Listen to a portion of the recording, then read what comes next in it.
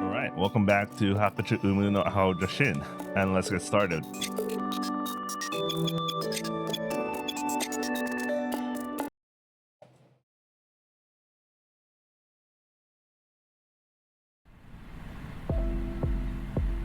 The story continues into the next day.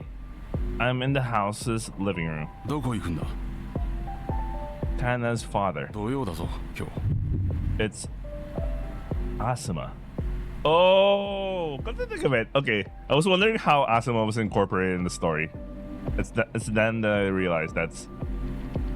Oh, because I was always thinking how they incorporate the dad character. That's interesting. Anyway, he doesn't look like him, but the identity of Asuma is projected onto him. Perhaps it's because both Yonagi and I saw him as a parental figure. You'll haunt me even here? 何 This is Yonagi's soul. You got no right to be here. Get out! カンナお前何を言ってるんだ You're not my damn father. Stop talking to me like that. Stop talking to me like nothing happened. Okay, I can see why he chose to have amnesia. Hannah's father eyes me suspiciously.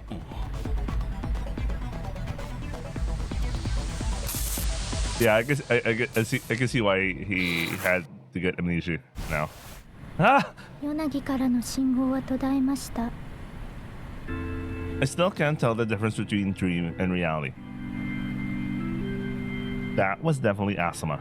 カイト、 What is it? 今のままではこの計画はうまくいきません。 What do you mean? Izuma's steady gaze meets mine. Did you figure out something? Did you figure something out? ヨナギは確かにカイトからの感覚信号を受け付けました。過去のデータを参照しても他者の感覚信号がヨナギに届いたのはこれが初めてのようです。ヨナギは確かにカイトのことを呼んでいた。でもそれは今のあなたではない。 Excuse me? ヨナギはこの物語の登場人物を通して自分の感情を取り戻そうとしている。状況からそう推測できる。 Right. Yeah. I set up and nod along. I agree with you. 今はカイトの自我が強すぎる。カイトの認識通りヨナギの世界の中の人物にはヨナギのあるいはカイトの潜在意識が構築した特徴が現れている。でもそれに今のカイトが反応していたらヨナギの求める夢の展開とどんどん乖離していく。現にヨナギは今カイトからの応答である感覚信号を拒絶した。 I see. Is the person I am now no longer the person Yonagi's looking for? I berate myself with the irony. The man Yonagi is seeking would never hurl abuse at Asuma. Summarize Izumo's explanation. Yonagi and I are creating this world out of our shared awareness, each playing our roles within it. The fact that he appears as a father figure must mean he's the closest to that Yonagi and I ever had. But right now no matter how many times we try this, Asuma will appear as Kana's father, and I won't be able to control my rage again at him.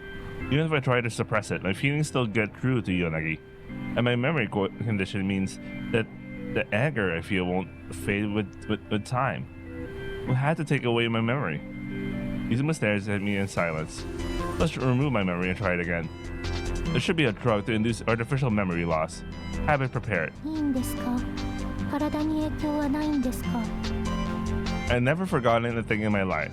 It might be nice to try it for once. わかりました。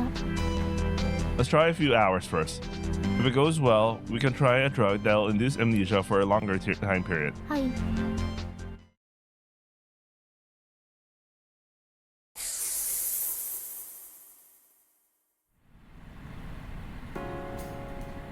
When I stopped by the kitchen on my way out, my dad's just taking a slice of toast out of the toaster. どこ行くんだ The academy. 土曜だぞ今日 That's when I realized I messed up. Oh, right. しょっちゅう間違えるなお前はぼーっとしすぎなんじゃないかそもそももう10時過ぎだぞ平日だったら間に合ってない。 Laughing it off, I drop my bag and go to the fridge. Take out a milk carton to pour myself a glass. I spread peanut butter on a slice of toast and take a bite. Dad continues sipping his coffee, and his attention focused on his newspaper. You're gonna stay home all day? I'm heading out for a bit. 誰だろうな。 Dad gets up and goes to the door. I can't go to the garage over the weekend.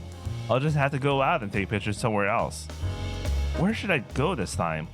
I ponder my options while chewing on my toast. I work through the slice piece bite by bite.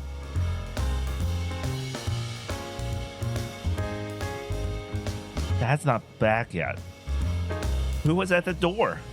I popped the last bit of toast into my mouth and reached out for the glass of milk when, カンナ、 turning around, I see my dad walking into the living room with a young woman in tow.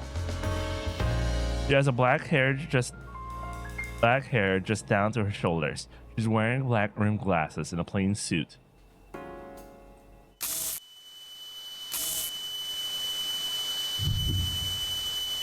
Oh.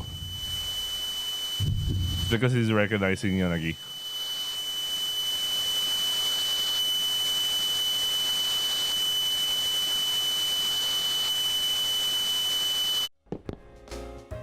Yanagi. カンナ、 Huh? Yanagi.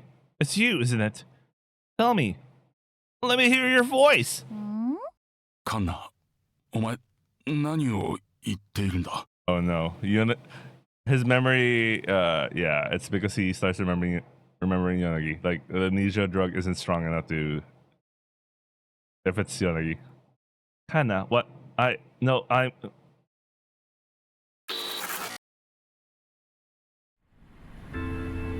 We're on the right track.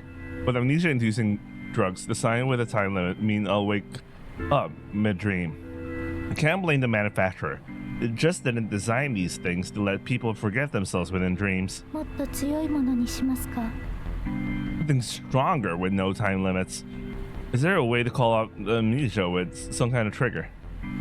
Something like hypnosis. Maybe where we could turn off the amnesia via a particular signal. Would be perfect. 調べてみます。 I nod and thank her. Well, we can keep using our current approach for now. It doesn't seem to come with any side effects. Keep looking while we're dreaming. わかりました。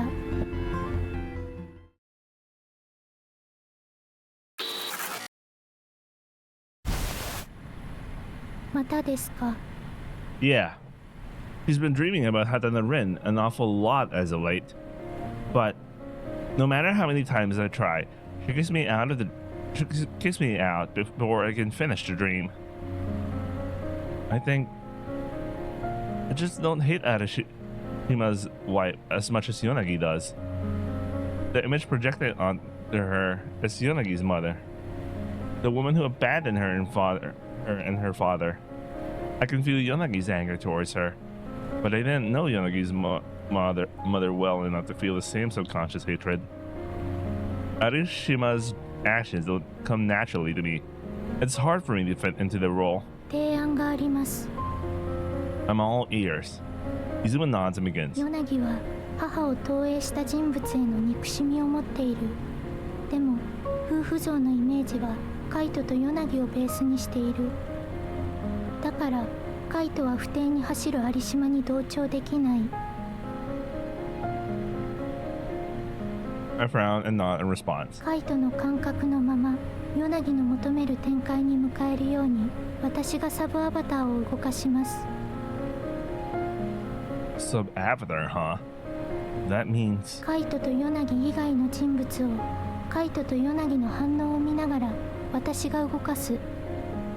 Oh, okay. So the earlier characters were not Izuma. Okay. Yeah. I just remembered. They used to have Izuma play the NPC. So the literal android being an NPC. But she has more personality than NPCs I know in real life. I mean, okay, let's go.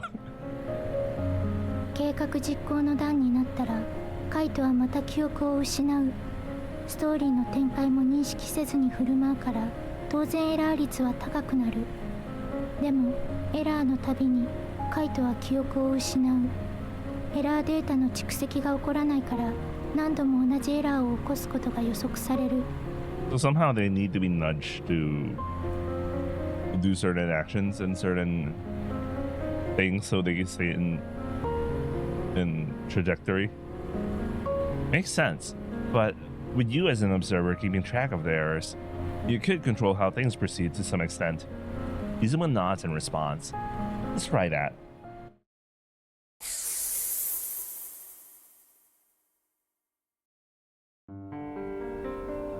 As I exit the room we use for storage, I hear my wife climbing up the stairs. 何してるの? Okay, so this she's based on Yanagi's mom. Okay, got it. She regards me suspiciously. She's in a bad mood. Ah, okay, so Arishima's the Arishima here is like well, there's why Hatano Senior and Arashima are very similar. It's because they're both they're essentially both based on her dad, I guess.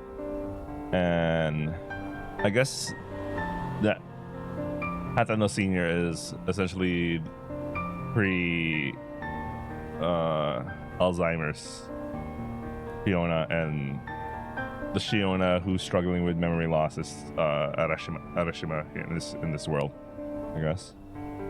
Anyway, I can tell straight away from the way she's looking at me. You're back early. 明日朝から大阪だから今日決まったの。 I see. 酒草飲んだの? Yeah. He looks down at what I'm holding. 何それ? 文集? Oh. Yeah. I just felt like reading it after seeing everyone at the memorial service. まだ自分にも書けると思ってる? No. I just wanted to read my old stuff. 誰にも気づかれなかったけど名作を書いていたんじゃないかって? I don't. ねえ、自分の出力に一番自信を持っているのってどんな人たちだか知ってる? What? I can only stare at her in astonishment. 一作も書き上げたことがない人たち、自分の文章と向き合ったこともない人たちこそ変な自信に満ちている。そういう人たちの書きかけの持ち込み原稿を何作も読まされて私は気づいたの。あなたが飲んでいる間に寝ている間に書く人は書いているの、書き続けているの。知ってた? Of course I do. But at least I faced my own writing. At the very least I didn't run from my own weakness. I said that the fact I couldn't write and chose to become a teacher. I never cheated or did anything to undermine our married life either. I contribute to our joint account every month without fail. So, why? Why does she look at me with so much hatred? だから今さら変な気を起こさないで。お願いだから。作家気取りの相手はうんざりなの。畑野先生への憧れをこじらせるのも大概にして。あなたはもう文学少年じゃないのよ。I don't have any more plans to write anything. She considers my words silently, then walks past me and goes to her room. I hear the door shut behind me. I drop my gaze to the album and the anthology I'm holding. Inside the album, there's a photo of my wife when she was young. And beside the smiling young woman stands a young man, clearly nervous but excited. These two people no longer exist. There is no point in having this photo.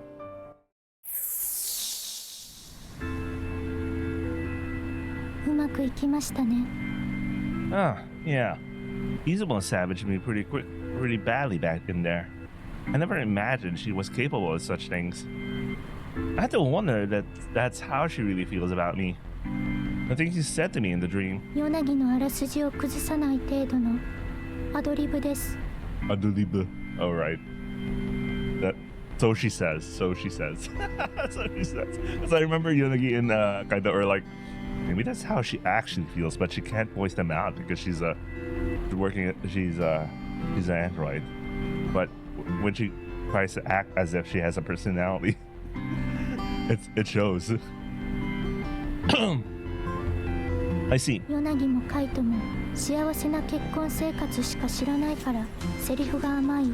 The road was far too mild. I was about to say mid. It's like, but I'm like, but Izuma, you were never married. Right. ヨナギの描く証拠が優しすぎるのはカイトとの結婚生活に満足していた証とも言える。でもそれではアリシマは輪に走れない。証拠のセリフは私の本心からの言葉ではありません。念のため。Exactly my thoughts. Exactly everyone's thoughts. Izuma, I gotta say, she's a consummate actress.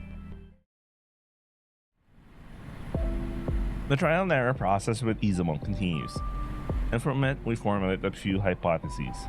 My error rate is always highest at the start of the story. The numbers start going down as the dream goes on. I'm guessing it's because at the beginning it's like the story hasn't clicked for the person, or in Kaito's sense, his suspension of disbelief is still formulating, it's still building. And once he gets through the first hurdle, that's when he can just keep going with the story. The dream, rather. Anyway, it's likely that the myriad of branching paths possible at the beginning of the story decreases as the story progresses. Yeah, okay, that also makes sense. Once I spoke with Yonagi's three characters in a white, empty space while she was unconscious. At the time, I got a strong impression that they each symbolized something, as if they were each facets of Yonagi that is combined into her. Yeah, I think it's easy to determine based on when she wrote it, Izuma nods. As far as I can see, the further the stories progress, the more parts of her brain become active. If each of these stories represent a part of her, some set of values, desires, and ideals. 3つの人格の形成は同時であることが理想。同時とまでいかなくてもタイムラグは抑えた方がいい。I nod in response. Her ego may develop incompletely otherwise. We would then have no choice but to erase it and return to square one. I really want to avoid having to wipe Yonagi's ego. I'd rather wipe my own memory as many times as we need. ヨナギの夢の揺らぎが起きた時に物語の進行度が 40% を超えていたらその状態を一時保存しておきます。そうすればその時の状況を再現するようにヨナギの脳を外部から刺激できる。I nod as she speaks. Then that should let us choose which dream to see. 物語後半の展開ではカイトからのノイズに対する許容範囲も広がっている。おそらく物語後半部分に入れば夢の切り替え時のイニシャライズは不要になります。実験がそこまで進めばカイトがヨナギの夢を選べる状況になる。そうすれば物語完結のタイムラグをある程度は短縮できる。 Alright, just one more thing though. If there are signs of Yonagi rejecting me, initialize my memory immediately. わかりました。 Looking at the data, fluctuations seem to be more likely to occur after progress hits the halfway point. Perhaps her own brain is also trying to adjust the distribution of her awakening personality. Though, I suppose it's natural for the body to try to heal itself. Izuma nods. Okay, let's summarize our course of action. ヨナギの夢の計測を開始して3つの夢の進行度が全て 40% 以上になるまでは夢が切り替わり、再度冒頭に戻るときはカイトの記憶をイニシャライズする。全健忘状態のカイトに伝えていい情報は情報リストの機密度 C 以下のものまで。When the plan starts, I may forget about Yonagi and Izuma, or perhaps even the world we're from. Everything is in Izuma's hands during that time. I plan ahead for any foreseeable occurrence that could happen during the implementation of the plan and instruct her accordingly. While I'm in my amnesiac state, full authority over the plan will be automatically transferred to you, as well as authority for you to initialize my memory while I'm in amnesiac. Should the need arise. その権限の有効期限はいつですか？ Only when all 3 dreams come to an end, and I recover my memories. Or if something happens that jeopardizes Yonagi's life. Wake me up and return authority to me after 60 days pass. Izuma nods. One more thing. Lies are permitted in under 1% of the statements you give me. どうしてですか？ I think I'll probably stay sharp and wary even without my memory. There'll be insurance to keep me from making too many assumptions and trying something stupid. わかりました。 Our goal is to complete all 3 of Yonagi's dreams. All the stories will come to an end when Yonagi's alter egos part ways with their loved one in the story. I believe this covers all the bases, unless there's something I'm missing. カイトの健忘状態を解除するトリガーが決まっていません。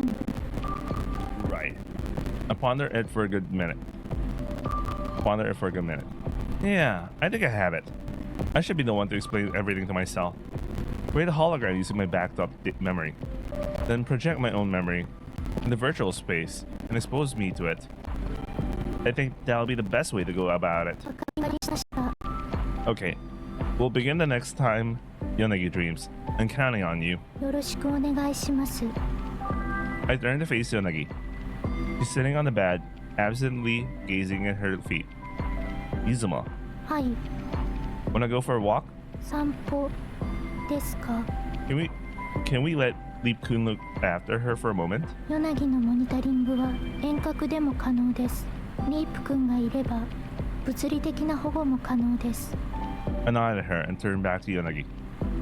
Yonagi, I'm gonna go stretch out my legs with Izuma for a minute. There's no response. Leap-kun, look after her.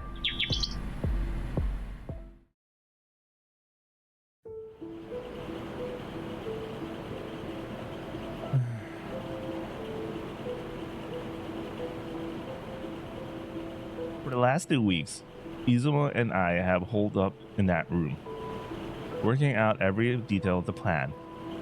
We haven't been outside in a while. Wonder what I'll think of the city when I lose my memory. わかりません。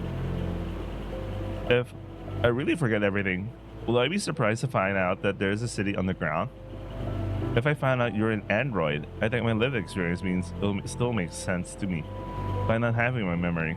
そうですか。 It's quiet down here, huh? そうですね。 95% of the topsiders and midsiders have migrated to the virtual space as well as 70% of the lowsiders. They're sleeping between the top and middle side now. They're simply sleeping in a dreamless sleep. そうなんですか。 I gaze at the empty lowside city. The market used to be a place of relaxation for lowsiders after a hard day of work. I walk these steps with Yonagi time and time again. As innocent children, as young people burning with ambition, as near adults feeling out our roles in the world. We walk through this town together. カイト、 Yes? 今のヨナギの脳にはベータアミロイドが蓄積しています。気づいていたはず。 I am.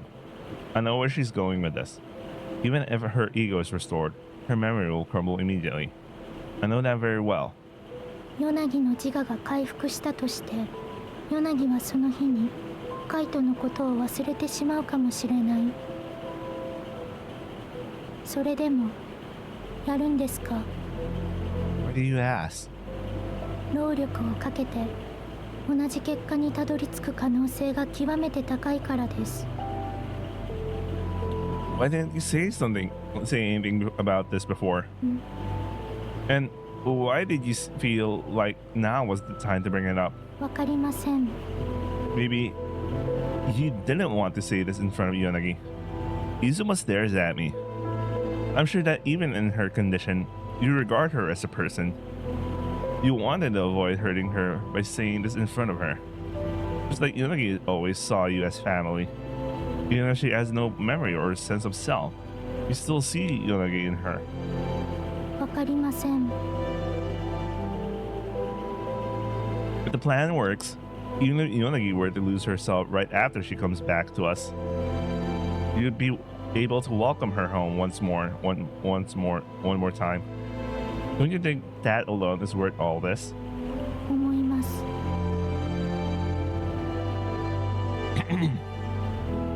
I turn to meet Izumo's steady gaze.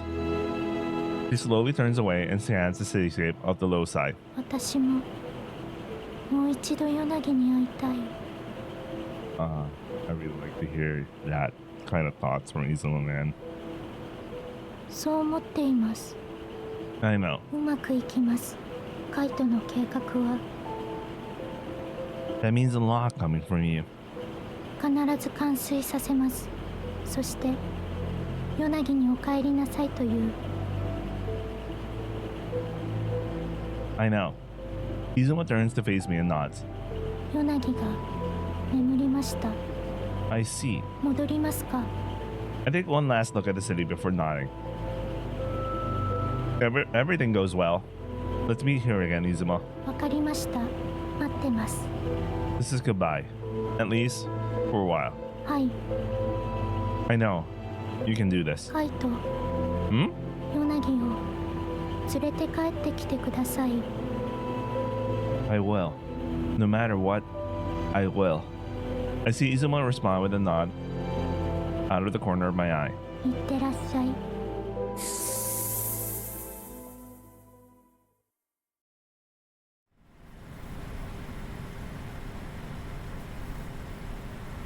And now, here you stand.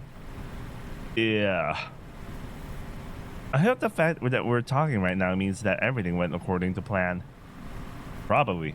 Yonagi left the institute of her own free will. I believe she must have recovered her ego. Do you have any idea where she might be now? You know I do. Heh. Touché. Mind if I get going? I thought I had the time to sit around talking with my own hologram all day. My hologram cracks a small smile. We are of the same mind. The clearing, isn't it? It feels strange. The virtual space I enter probably has the information density set to max. Only 1 hour has transpired in real time. How long was our streams? That was supposed to be 1 hour? Okay. I mean our uploads ever since we went through his memories. But I feel like I've been away from this lab for so long. There's somewhere I need to stop by first. The low side market plaza. The greatest contributor to this plan's success is waiting there.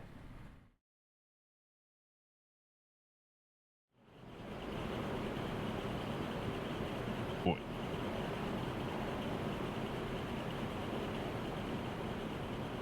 And I'm sure she won't budge until I show up. カイトですか？ That's right.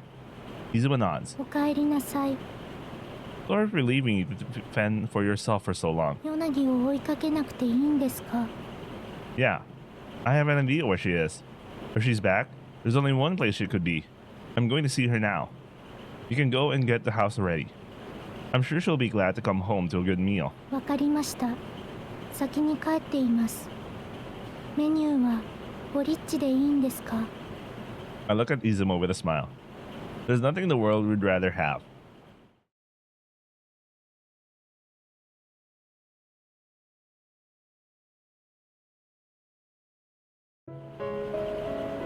I watch Izumo head off back home. Well, I should get going too. You'd better be there, or I'll look really stupid. Retracing the steps of my memory, I think of the first place Yonagi would go to after coming back to this world. My mind made up. I head to the only place it could be. A certain place in the middle side where we used to clean together. The square? Oh yeah, I knew it's the clearing because I was like, I was like, why did he say clean? I was like, oh wait, technically he did clean near the clearing. I was like, oh okay. The middle side common area. In that hole we filled up once. It's open just as I imagined. It was just a bunch of rocks, two children piled together. Nothing that an adult could easily pull out. Even now, we're the only ones who know of this place. Tachi's dead after all. Can I fit now? I'm not as small as I used to be. I lowered the crouch to squeeze myself through the narrow opening. There she is. She's crouching over a little mound in the soil. Leap-kun is standing guard by the entrance of the clearing. How was Leap-kun able to fit in the hole? Maybe Leap-kun is way smaller than I could imagine. This place is a grave for the bird we once took care of, and Mom's resting place. Yonagi. Yonagi slowly turns around, and then smiles at me. Kaito. It's her voice. She's calling my name, with a smile on her face. I come to stand next to her and look over the plant at the very center of the flower bed. It's grown quite a bit since we planted it. Seeing it looks so exuberant brings a smile to my face. 街がね、 I glance at her profile. 静かだよね。誰もいないみたい。 She's looking up at me now. 私が眠っている間に何があったの？私眠ってたんだよね。 Yeah. She has a quiet, placid smile on her face. 長い間眠ってたんだろうなってことはなんとなくわかるの。 Yonagi's voice reminds me a lot of Izumo's robotic tone somehow.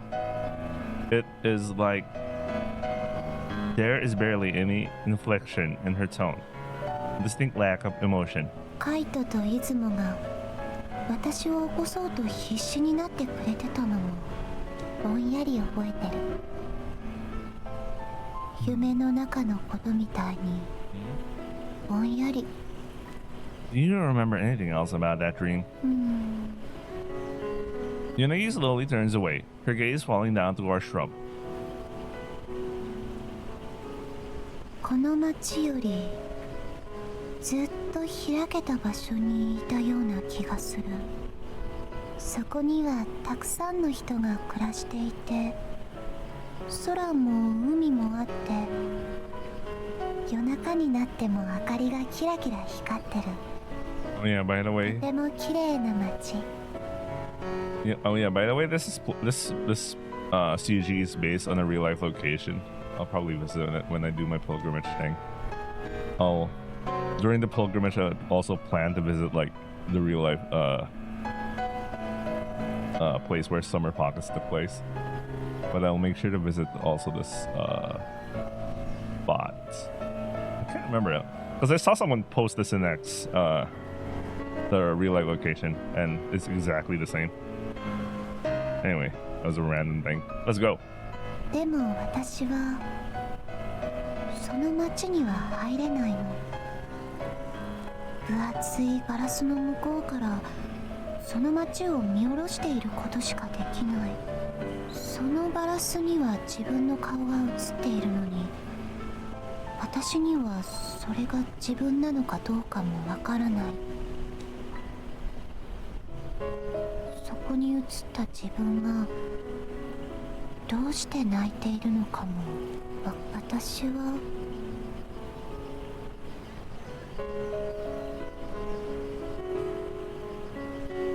Yonagi stares at the plant by our feet. She stays like that for a while, her mouth half open. I patiently wait for her to continue. 誰かとこの景色を眺めたかったはずなのに、その相手も思い出せない。それでも誰だかわからないその相手を呼び続ける。そんな夢を見てた。ずーっと長い間その夢を見ていた。 I see. I realized immediately. That must be it. It has to be. The faint memory of herself that interfered with the virtual space. And inside those tiny remnants, there was Yonagi. 今なら意味がわかるよ。私はカイトを呼び続けていて、カイトが助けに来てくれた。出雲と一緒に。そうなんでしょ。 I give her a small nod. ありがとね、カイト。迎えに来てくれて。出雲にも会いたいな。 She's waiting at home. She was really excited to greet us with a hot bowl of porridge. 出雲が張り切ってたの？ Yonagi giggles at the idea. I nod, the corners of my mouth twitching into a weary smile. They look really happy to me. そっか。じゃあそうなんだよ。 She's waiting for us. I extend my hand out to her. うん。 She takes my hand and smiles. We entwine our fingers and lock our hands together. Let's go home. She nods and takes one last look at the shrub before we go. When we return home, we find Izumo hard at work in the kitchen. 出雲。 Yonagi calls out to her as soon as we enter. Izumo pauses in what she's doing and turns to face us. ヨナギ。 Izumo nods. ただいま。 Izumo gives another small nod. Her level stare fixed on Yonagi's face. おかえりなさい。 You cleaned the place? はい。カイト、一体この部屋でどういう生活を送っていたんですか？ I like how she basically asked, Bruh, you lived like that for a couple of months while I was offline? What the fuck? あらゆるところに埃が積もっている。床は穀物粉まみれです。食事をしていなかったんですか？ I was kind of just eating the corn flour as is. 粉を？ It kind of has the texture of bread in your mouth. It's convenient. I didn't feel like cooking for just myself. わあ。待っていてください。もうすぐ掃除が終わります。それから食事の準備をします。ポリッチです。出雲の得意な。 Or only this, by the way. They could totally upgrade her now, but you know, they don't. I like how they argued that, well, if we add more recipes, it means that Izumo's broken. そうです。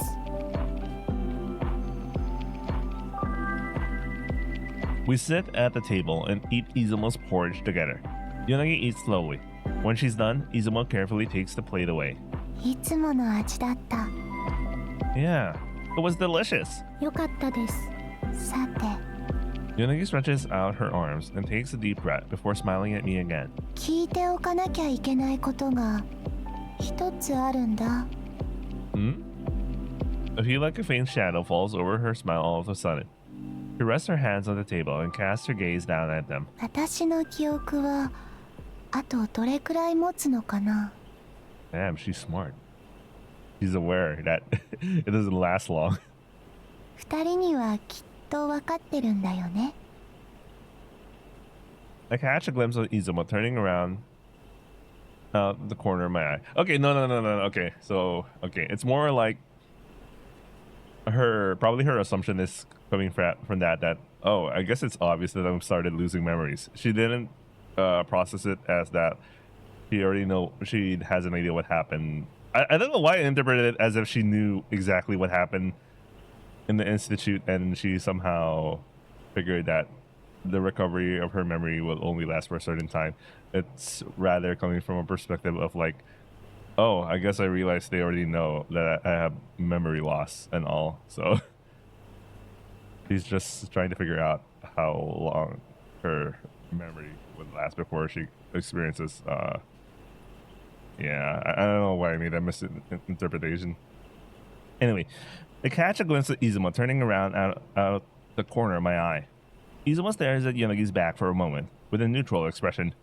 Then our gazes meet. I give her a small nod and begin. Yonagi, how much do you remember from before you went to sleep? Do you remember Asuma? アスマ？ She looks up at me again, and her eyes wander for a moment. 人の名前。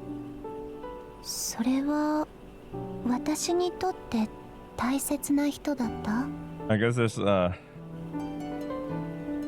Well, the memory recovery is only selective. Hearing her console, I realized something. It could be that her present ego is barely magic to hold together as it is. Once upon a time, I would have said so. But I don't know how you felt about him towards Stan. カイトの知っていること全部話してくれる？ I take a deep breath and brace myself. Alright. I tell her about how my lab was taken from me. I tell her everything about Asuma, how he was a colleague of her father, and what he did to her. Slowly blinks at me, listening to my story attentively. You don't remember any of it? 顔が浮かぶのはカイトとイズモだけ。あとリープ君も。 Well, they're the only people that matters to her. I mean, in the primary level. でも私きっとみんなと知り合いだったんだよね。イルマさん、それにカイトの研究室の人とも。 And not. As far as I heard from Asuma, he said that your memory regression was at an advanced stage when he decided to forcibly deprive you of your ego. Though, I wouldn't trust anything he says myself. どうして？ Yonagi trails off, her gaze settling back on her hands. カイトといつものことは覚えていられたんだろう。 Could also be PTSD. I mean, I can imagine she's just when she was forcibly taken away from the house, she was just sitting in the bed or something, or she's just chilling at home. She's trying to piece together that she has memory loss, then comes in a group of dudes, they just forcibly take her. It's a very traumatic event, honestly. It's not something you experience considering the kind of lifestyle they've been living. They never experience some shit like that happening, so I can imagine it's very traumatic to her. It might be PTSD or some shit, or selective memory loss or some shit. 二人のことはよく覚えてる。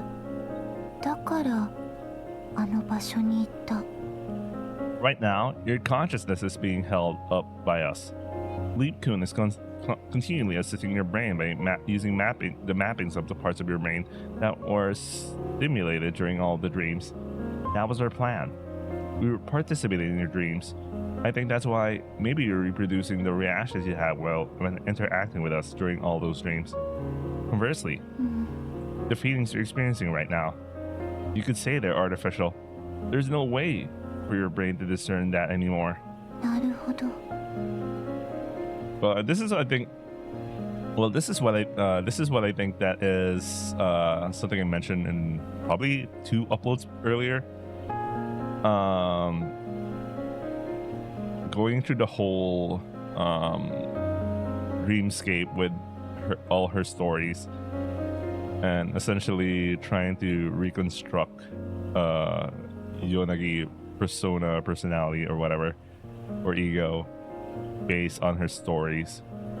Naturally, there's all those data would only have like a certain amount, each data would represent a certain part of Yonagi, but naturally the data, or rather the stories, only represent parts of Yonagi that she decided to encode and all. I wouldn't make a full assumption that she fully wrote 100% of herself in her stories, but whatever Yonagi that we have right now is only based on the general pattern observed from how Yonagi is portrayed in those stories. So this is still not there's obviously some information loss that occurred from the Yonagis that she envisioned herself and wrote down, and find the common pattern between all those versus the actual Yonagi. So this Yonagi that we're dealing with right now is just a Yonagi emulator, so to speak. So there are naturally discrepancies between those two, personality wise and characteristics. I don't know about the memories part, because memories, I don't know, but like enough to develop like a persona, ego, or whatever. It's just like you're gonna expect like there's like some discrepancies, but like the memories part, like how much she remembers from the whole her whole childhood to like until her state until before she was kidnapped by the Asuna lab. That's I do not know if that comes from her own memories or those were. It's not like Kaito shared his memories to her. Okay, so whatever. I guess this is whatever that was retained in her memory. I guess. でも信じるよ。その補助は今も続けてくれてるの？私とリープ君が補助しています。リープ君はもともと非接触通信を前提として設計されているので、近距離であれば自由に行動できます。Even with that assistance. Okay, so I see what Leekun's doing. Well, yeah. Because I was thinking about this the other day. I was thinking about how like they're already in the future where nano machines exist and gene editing and all that. How come they never went in a direction where they could have like machine augmentations with them? Well, Leekun's the closest thing to that, I guess. What was Leekun doing? Leekun is continually assisting your brain by mapping the parts of your brain that were stimulated during all the dreams. Okay, no. I thought he was continually providing assistance, but like.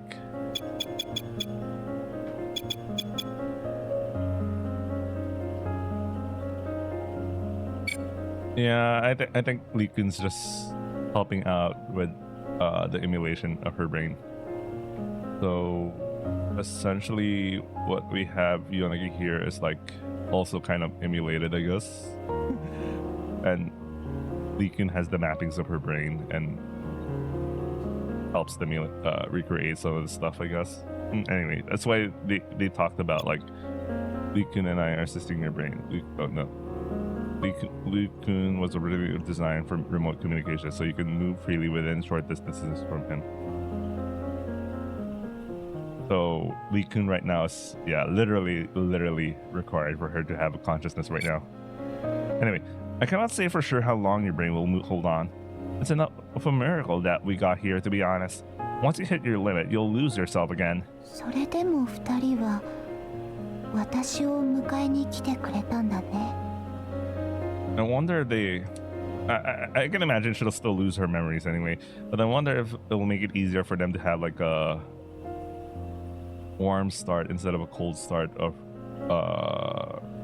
reconstructing her consciousness. I mean, if they're keeping data of like how her memories behave and how they could reconstruct it, you know, if they have experience reconstructing it, then maybe you'll have some sort of process to make it easier to just keep reconstructing her consciousness or keeping it up together. Anyway, that was kind of me theorizing about some stuff, but that's kind of irrelevant right now.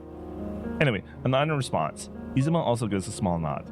Izumo and I made a decision to keep going to the end and never give up on you. As long as we believe, you will never be truly gone from our hearts. That's why... 私は Yonagi murmurs over me. She slowly brings her gaze back up to meet mine. 元の私みたいに振る舞えてる？ Oh. Now, this is the thing about, like, whether you accept a simulated or emulated Yonagi is equivalent to the same as Yonagi. Let's see how Kaido answers this. あなたが求めてくれた私は今の私で合ってるのかな？ Cat, can you accept this? Of course. You're always you. そっか。 Yonagi looks down at her own hands again. She slowly closes her eyes for a moment, then opens them again. I watch in silence as she does this a few times. だからこんなに街が静かだったんだね。 What the hell?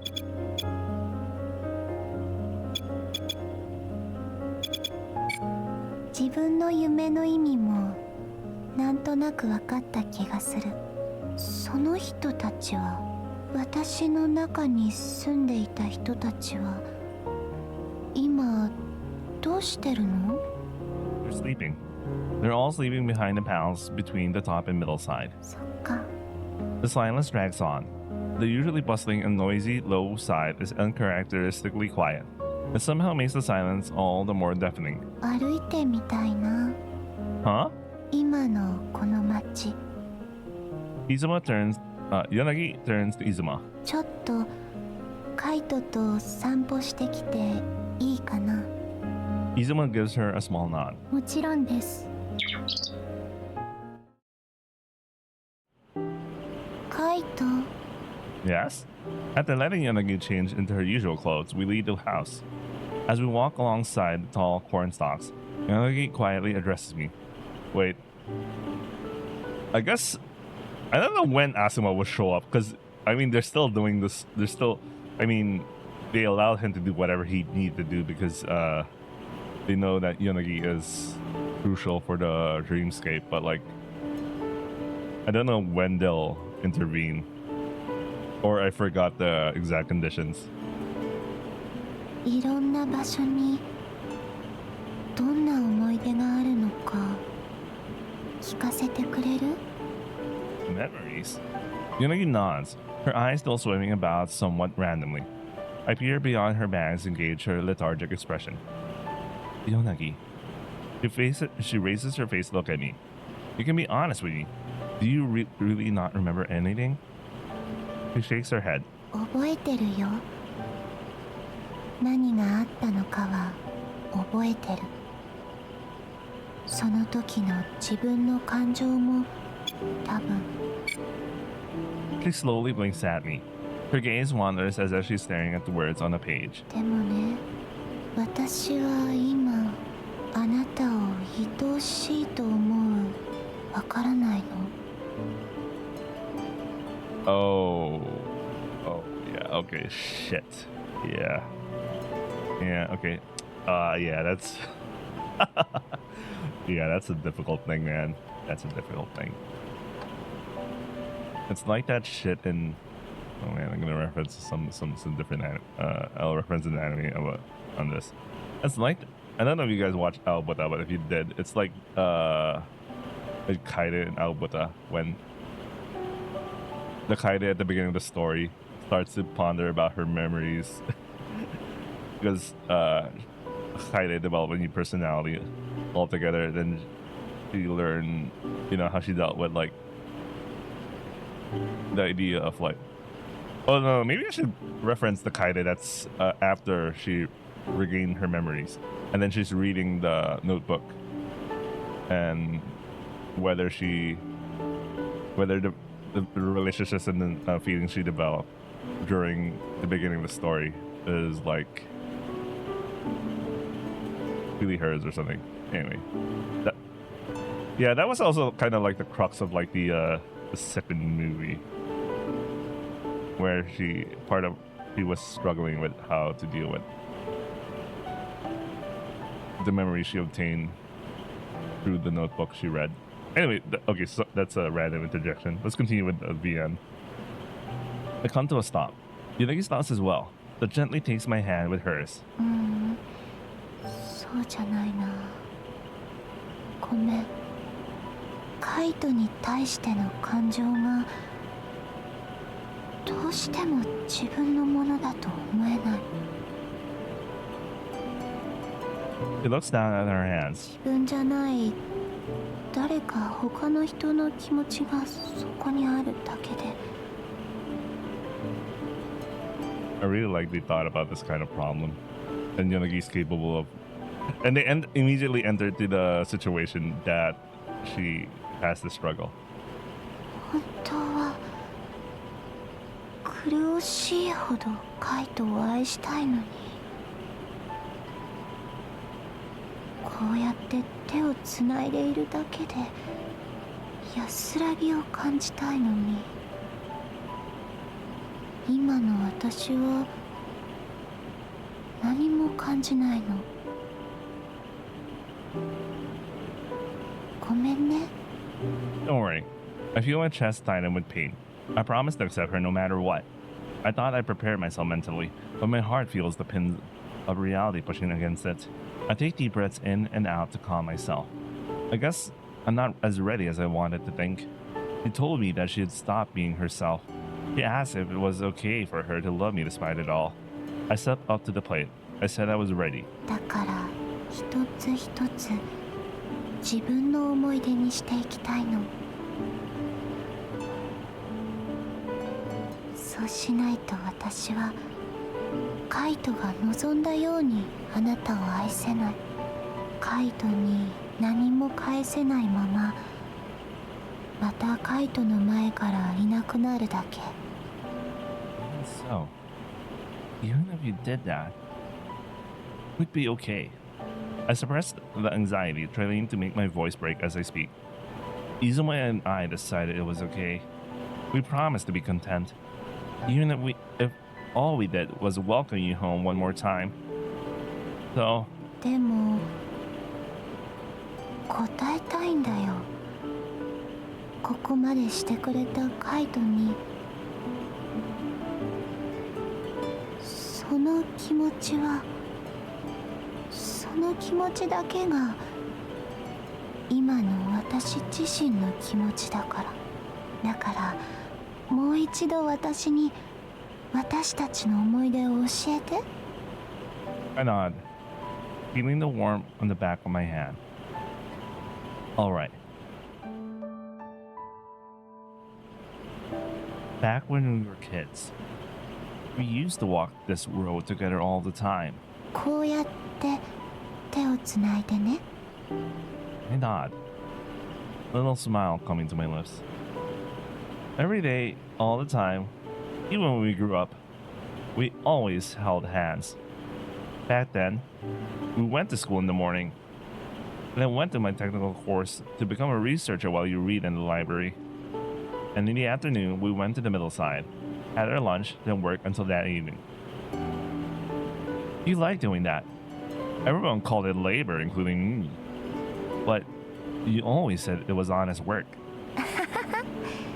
言われてみればそうだったかも。 You remember it? うん、覚えてるよ。カイトは研究員になるためにいつも必死だった。私はお父さんのことをカイトに話す勇気が持てなくて、そのことをお話に書くこともできなくて。でもカイトといる時間がすっごく楽しかったから言い出せなかった。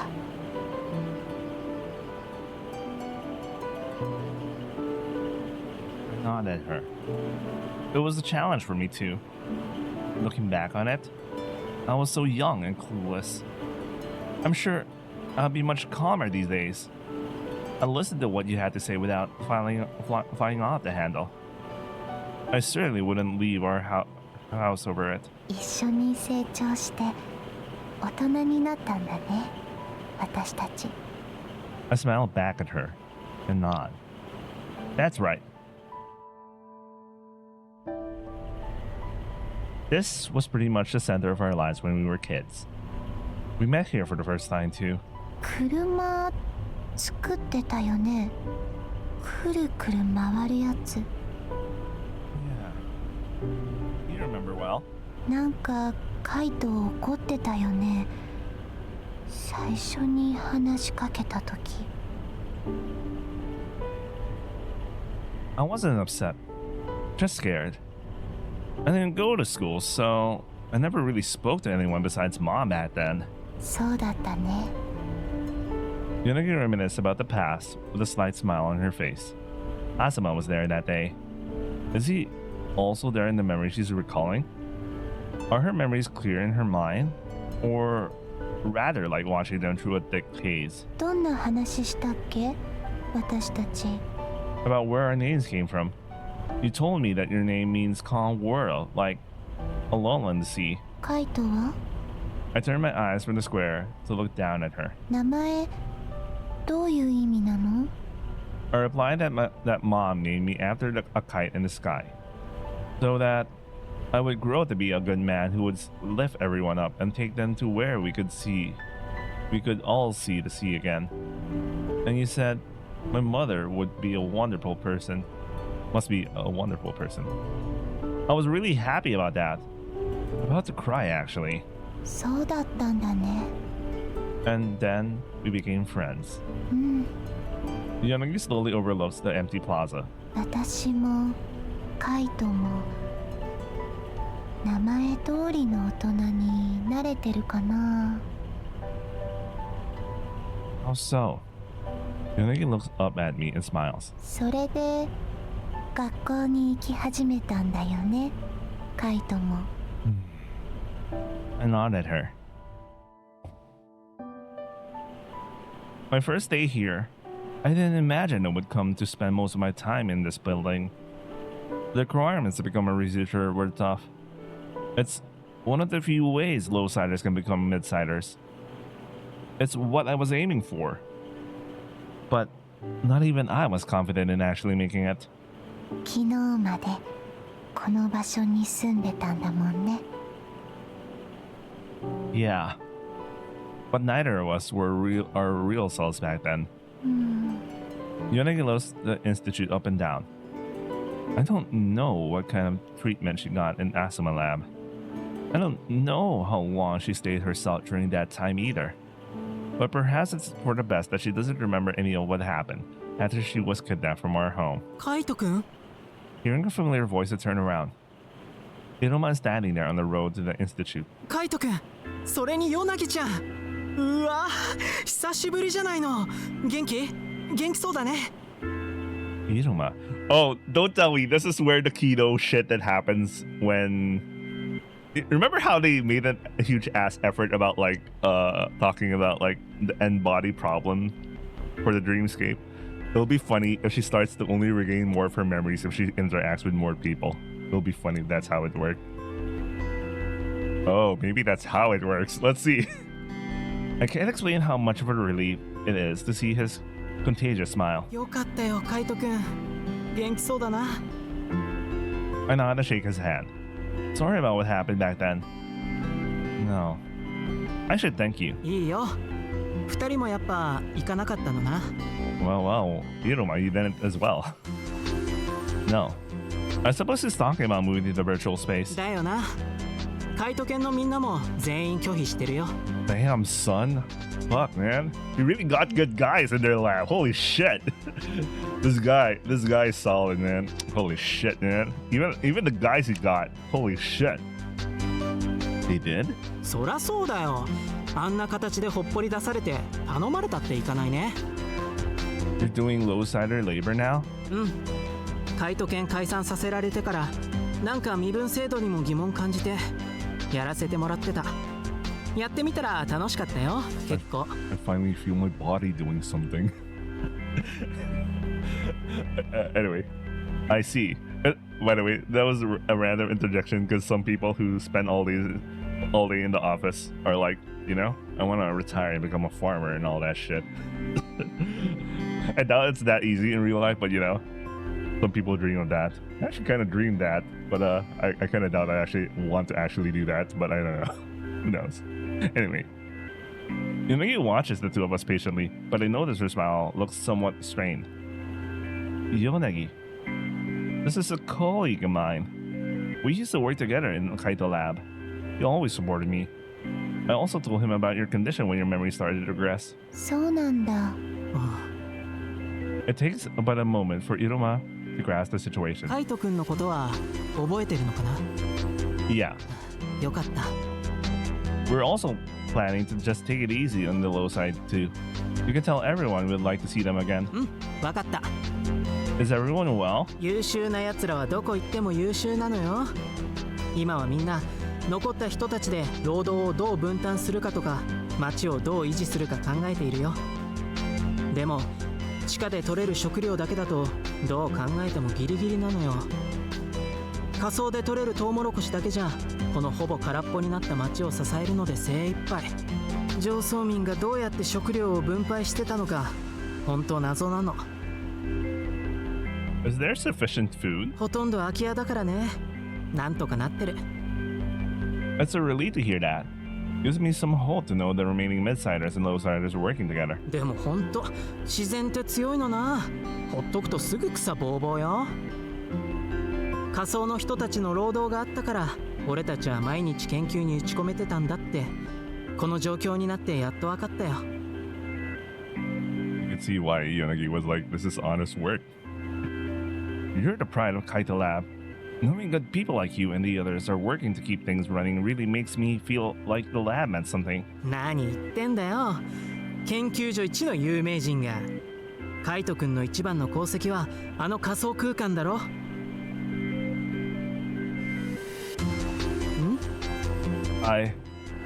ヨナギちゃん、アスマ犬でだいぶ無理させられたんだろうな。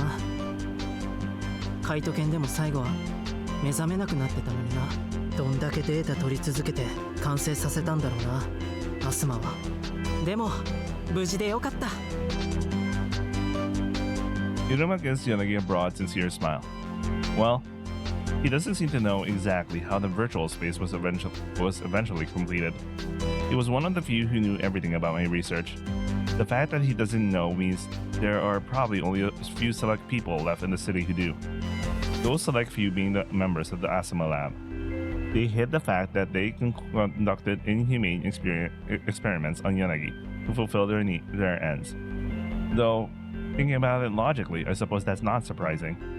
I'm not sure the migration would have gone so smoothly had people actually known how the virtual space was achieved and maintained. Or at least that's what I want to believe. Just imagining people rushing without a second thought to a utopia built at the expense of another life. I'd rather not believe I worked so hard for so many things for people like that. カイト君たちの生活拠点、今でも仮想にあるんだよな。出雲たんも一緒。Easy what? 出雲たん。 That's what he calls Izuma. そうなんだ。そうそう。 Yonagi gives him a small smile. 私も帰ったら呼んでみようかな。うん、ぜひぜひ。 I'll hang out soon. Our house is small, but it's got enough space to have a good time. みんなにも伝えておく。邪魔して悪かったな。二人の時間。 That's fine. It's good to see you. 俺もだよ。もしかしたらもう死んでるんじゃないかってみんな心配してたんだ。 My smile turns a little bitter at that. I was pretty much dead at one point, I suppose. See you later. あ、また。うん、またな。賑やかな人だね。 Yeah, I could always count on him to give light to the lab. He's the opposite of me, pretty much. でも仲いいんだね。 I nod, feeling a little bit of pride. We've always been on good terms. Perhaps that's what being friends is like. Still doesn't consider him a friend after all this time, man. There's one more place to visit around here. うん。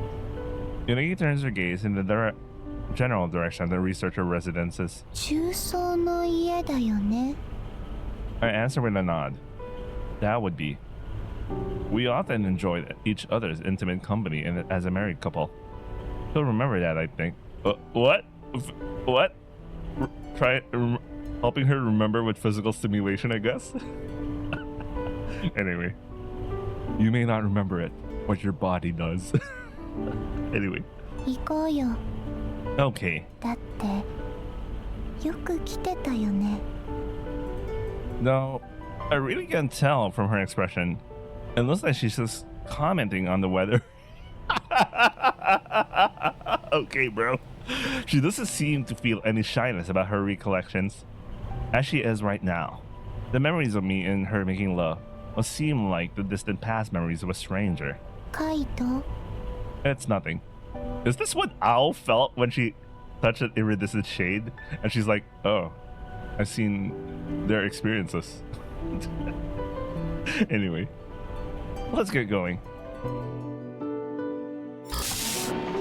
あはは。懐かしいな。 Yeah. Yonagi sits on the clean bed. The house in the low side was pretty grimy. But the house here is almost spotless. It's barely even dusty.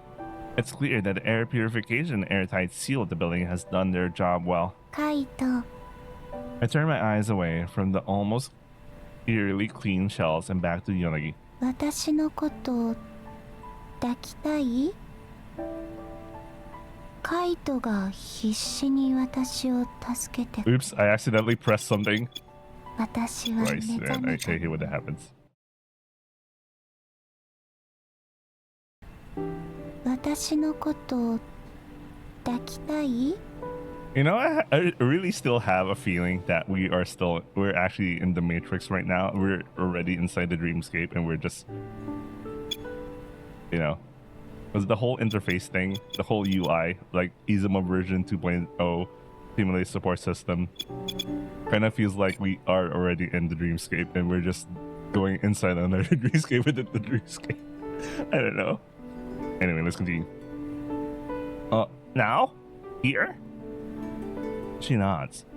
She sits on the edge of the bed, looking straight into my eyes as she asks about our marital activities.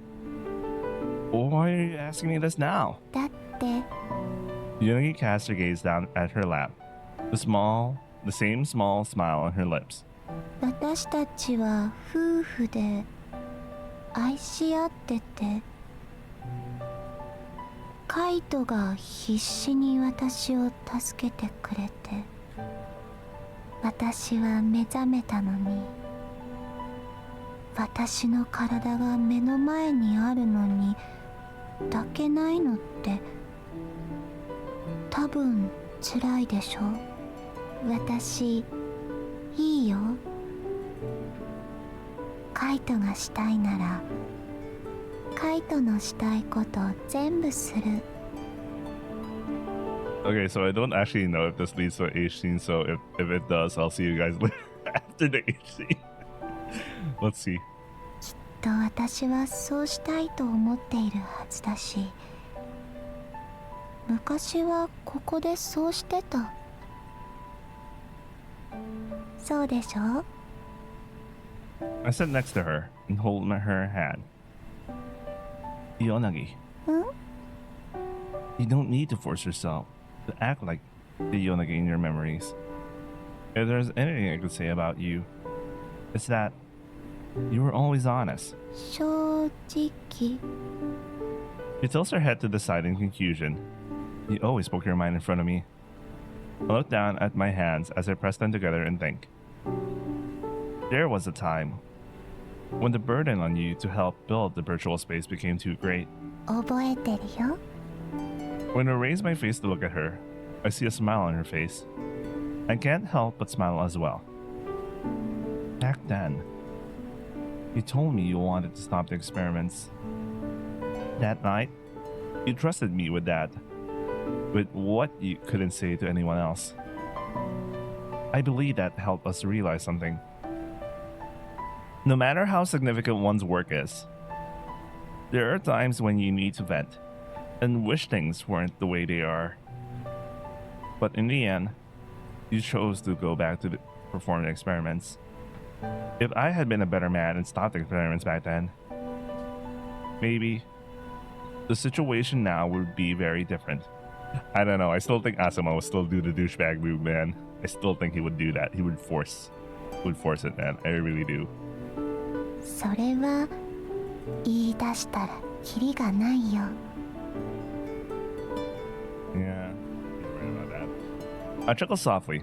You're right. Anyway, I may not be proud of much of what I did with my life, but there is one thing I'm certain of. I feel proud that I became the kind of man you trusted enough to open up your heart to. うん。 So, I gently take her hand in mine. Do whatever you want to do. As the person you are right now, if you really want to make love with me, I would love to. But you don't need to offer your body to satisfy me. That's not what this is about. You don't need to give yourself up to anyone. That's what we work so hard for. Izumo and I. わかった。 She gives me a small nod. 私が浅はかだったね。ごめん。じゃあ She gently squeezes my hand back. もっと自然にカイトを求められるようになったらまた言うね。 I answer with a nod and a smile. I'll be waiting for that. We walk out the house, holding hands all the way back down to the low side. There's one more important place. ん？ The place where we rescued Izuma. あ、あの穴の中のゴミ捨て場。 I nod in response. 確かにカイトはあの場所が好きだったね。 That place was like a mountain of treasure to us during those days. I picked up the stuff that needed a little repair, then took it to the market to barter for food and soap. Mom really liked the smell of that soap. カイトは子供の頃から手先が器用だったんだね。 I guess you could call me the original scrap hunter. Yunagi smiles at the comment. There's not much else to see there, though. Plus, there's another place we should visit before going home. What do you want to do? 行きたいな。出雲との思い出の場所も。 I nod at her. Alright, let's go. Wait, I wonder if it's useful if they also went to her old home as well. I really don't. I don't know if it helps, but... This brings back memories. I haven't been here in years. 当たり前だけどここは全然変わらないね。 She slowly walks through the entrance to the dump. いつもはどうして捨てられちゃったんだろうね。どんな人と生活してたのかな。 Yunagi murmurs as she looks up at the mountain of trash. She forgot about Shachi, the boy who climbed the vine walls of the little clearing and danced like a madman on top of the ozone lens, only to meet a sad and sudden end after developing melanoma. As for Izuma, I believe Sachi's family must have disposed of her for not fulfilling her role as Sachi's guardian. Yeah, I wonder about that. カイトも知らないの？ She turns to me, the same placid smile gracing her lips. Once I had a really bad experience after picking up the trash of a topsider. Ever since I stopped thinking about the past owners of whatever I picked up. そっか。 I leaned over a pile of trash and picked up a discarded black object that caught my eye. It's a camera from the Surface era. It's different from the one Yonagi had. Huh? Even if I were to start repairing stuff again, there would be no one to barter with, huh? I discard the camera back onto the pile and get up. Let's go. There's one last place. I think it's the place that has the deepest meaning for you. Okay, I don't think they're going to her house. うん。 Soon after we started living together, we often went to the markets because the rations for 2 kids' labor weren't enough. Oh, maybe they're just going to the market then. うん。 We didn't need cigs or liquor, so we always got paper and ink instead. Sometimes we traded some scraps I picked up, people asked us to repair something. Back then, I believed that as long as I could make myself useful, everything would work out in the end. 市場には行かないの？ Most of the lowsiders migrated, so it's more of an empty square right now. The place has changed so much, even I find it hard to remember how it used to be. そっか。もうこの町は抜け殻みたいなものなんだね。 Some guys. Yeah, that's one way to put it. 本当に静か。仮想じゃないみたい。 I know what you mean. 最後に行くのって私の住んでた場所。 I turn my face to her. She's staring straight forward. As I watch her profile, she looks up at me and smiles. I think they're supposed to say she looks up at me and smiles. Bingo. Yonagi's old home was in as much of a sad state as ours before Izuma did something about it. There's a thick film of dust covering the doorknob. Yonagi walks to the center of the room, slowly scanning the space. The writing desk and the bookshelves full of material left by her father are covered in years' worth of dust. ここに私は住んでたんだ。 Oh, I guess maybe she'll also look into the pictures that's posted there. You were alone here before we started living together. え、 Her eyes widened in surprise. 一人で子供だったのに？ Do you remember anything before we met? Yonagi? Yonago. Yonago. Yonagi slowly looks over the room, and her gaze settles on the corkboard. あ、 She walks over to it and looks at the pictures pinned to it. I move to stand next to her and follow her gaze. カイト、いつもリープ君にさっきの人。 She stops at the picture we took the day at Kaito Lab's first research presentation. She stares intently at the photo for a long while. Then she slowly turns to me. この人たちは誰？ She asks, pointing to the picture of her father and Asuma. I let my gaze wander, uncertainty keeping my tongue. I hesitate, unsure whether to answer with the truth or not. Abruptly, Yonagi then looks down at the table beside her and picks up a sketchbook.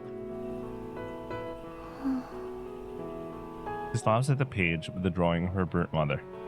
She stares at it for a moment, and a smile forms on her face. 綺麗な人だね。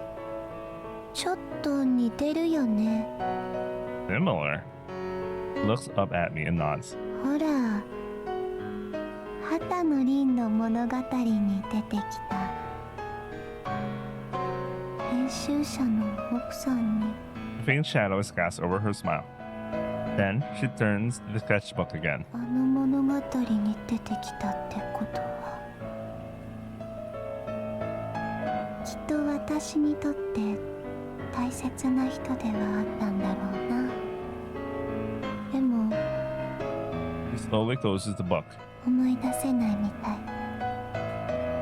That woman. I make up my mind and steel myself. Yonagi's world. It doesn't have to reflect reality. It should be whatever she wants. Otherwise, why did I even bother to bring her back to this empty, blasted hole of a city? She was her mother. She looks up at me, her eyes wide in the revelation. The person with the long hair in this photo was your father, and the one next to him was his friend. そうだったんだ。 All of them. They were all important to you. He sadly passed away, but you always treasured that photo and sketchbook. そっか。そうなんだ。 She forgot. She forgot the trauma that losing her father caused her, and she forgot about the mother that abandoned her. It's almost as if she has begun to follow the exact same path her father once did. But it would be so much easier if I could just forget what that woman did. That's what she once said to me.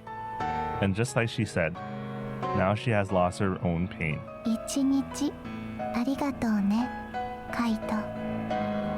Huh? いろいろなところを見せてくれてありがとう。 Didn't even talk about the bird. Anyway, the photos. この部屋に来てよくわかった。 Her smile has a desolate tinge to it. It looks like there's a hint of resignation and sadness behind it. この部屋はきっと私にとって大切な、多分一番忘れちゃいけないもので溢れてるのに、やっぱり何にも感じない。この部屋に住んでいたのがこれでよくわかった。私はもう前の私じゃなくなっちゃってるんだよ。 Yanagi reaches out for the Polaroid camera resting on the shelf and picks it up. She slowly traces her fingers along the camera as she stares at it. カイト、 I watch her dazedly. Yanagi stares vacantly at me. それでもカイトは私と一緒にいてくれる？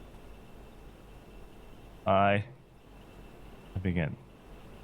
My mind already set. I gaze in their eyes and continue. I'll stay by your side till the end. That's what I decided the moment we woke you up. I won't leave you. I won't leave your side. No matter what.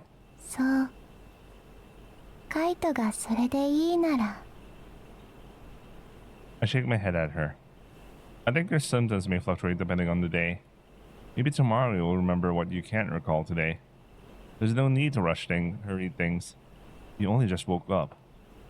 Maybe I'm really talking to myself. I may have been a little impatient too. So let's have a little giggle at that. もう一度あなたに恋ができるまで待っててくれるの？ Of course I will. 私を起こしてくれて隣にいてくれたのがあなたでよかった。でもだんだんあなたを好きになっているのを感じてるから。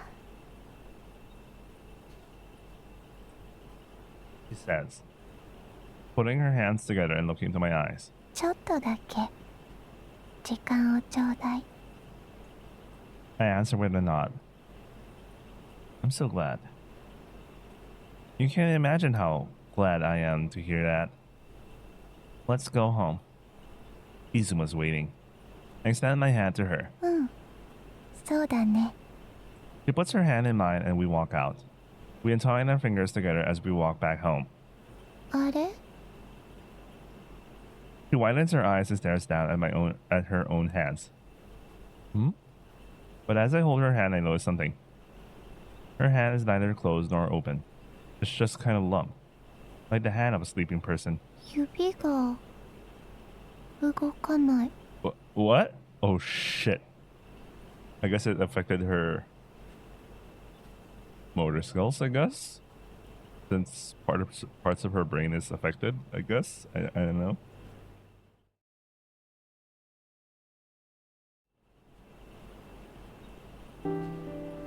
How about your toes? うん、動く。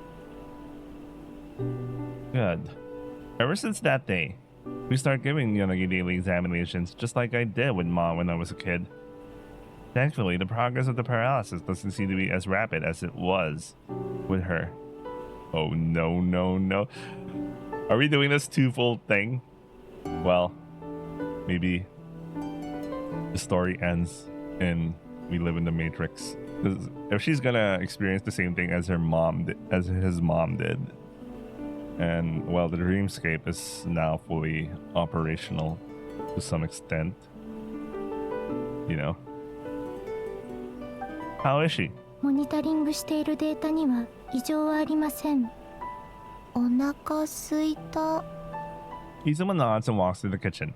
After a while, the sweet scent of scent milk spreads throughout the house.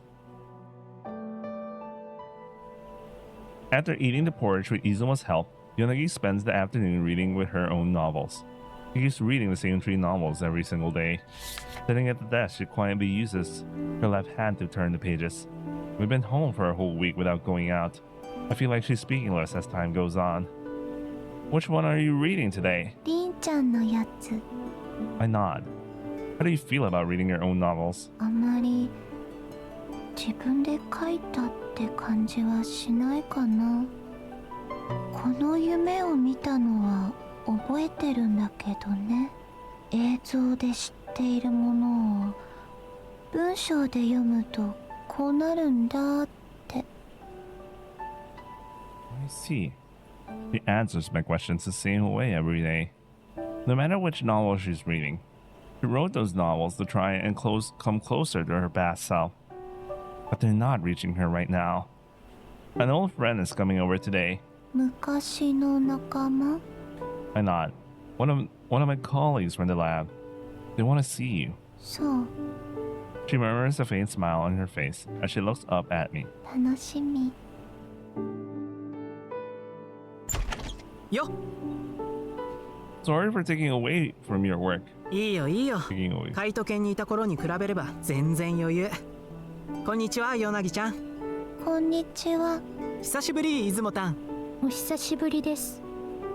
Yonagi, do you recognize him? She tilts her head slightly. カイトの研究室の人なんでしょ？ Iruma and I exchange glances. Yeah. ま、久しぶりだし、中年らしく思い出話でもしようか。We're not that old, are we? って周りの人が言ってくれるうちに中年っていう認識を自分にすり込んでおこうと思って。突然来たらショックでかいじゃん。Give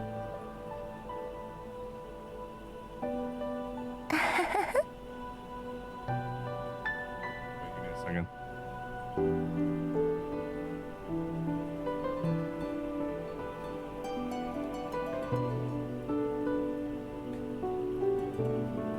Alright. Yonagi puts a hand over her mouth and laughs at the silly comment. We both heave an internal sigh of relief. 進行してるんだな、ヨナギちゃんの。 Yeah. Again, sorry for taking your time for this. いや、いいよそんなの。あれ、どんな状態なの？なんでカイト君と出雲たんのことは認識してるの？ You know about the error in the virtual space? Iruma nods, his expression turning pensive. 参加者が全員同じ夢を見るようになったってやつな。 Those dreams. They were the stories from the novels that Yonagi wrote based on her memories with me. I think a little fragment of her ego that was left over from what they did to her was calling out to me. なるほど。 Izumo and I connected to her dreams until we managed to send the signal she subconsciously wanted. All while we mapped out the parts of her brain that activated and reacted to those signals. Now, we're using that data to continuously assist her brain. That's how we managed to hold back her memory regression, even if it's just temporarily. なるほど。ヨナギちゃんがカイト君と出雲たんを認識する時の活性部分をピンポイントで刺激してるってことね。確かにそれなら現状も想定の範囲内だね。 I nodded him and glanced back at the house. I was prepared for this. でも指は何なんだろうな。 We don't know. It may be the same ailment my mother suffered from. Or it may be a side effect from the experiments. After a moment of hesitation, I decided not to tell Iruma about what Asuma did to her brain. We'll wait and see how it progresses for a little longer. If there are no positive changes, then I guess we'll have no choice but to go and ask him about it. なんでカイト君とヨナギちゃんだけがこんなに辛い思いしないとなんねんだろうな。 Wait, I'll be right back.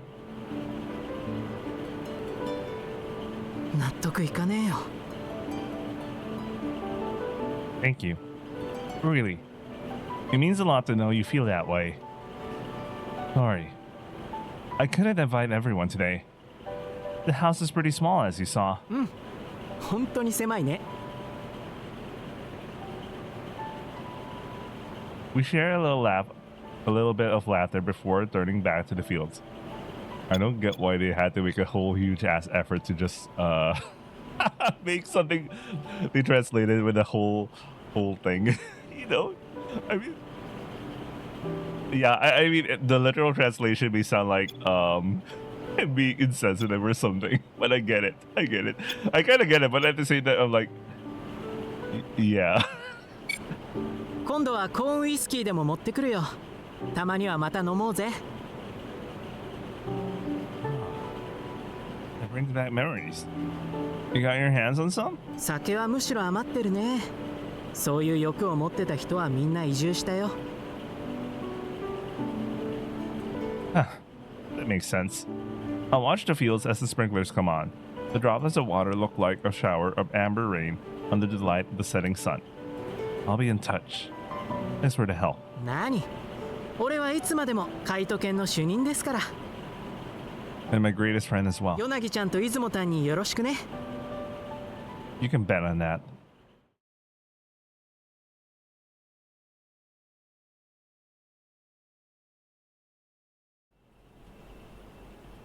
ごめんね、出雲。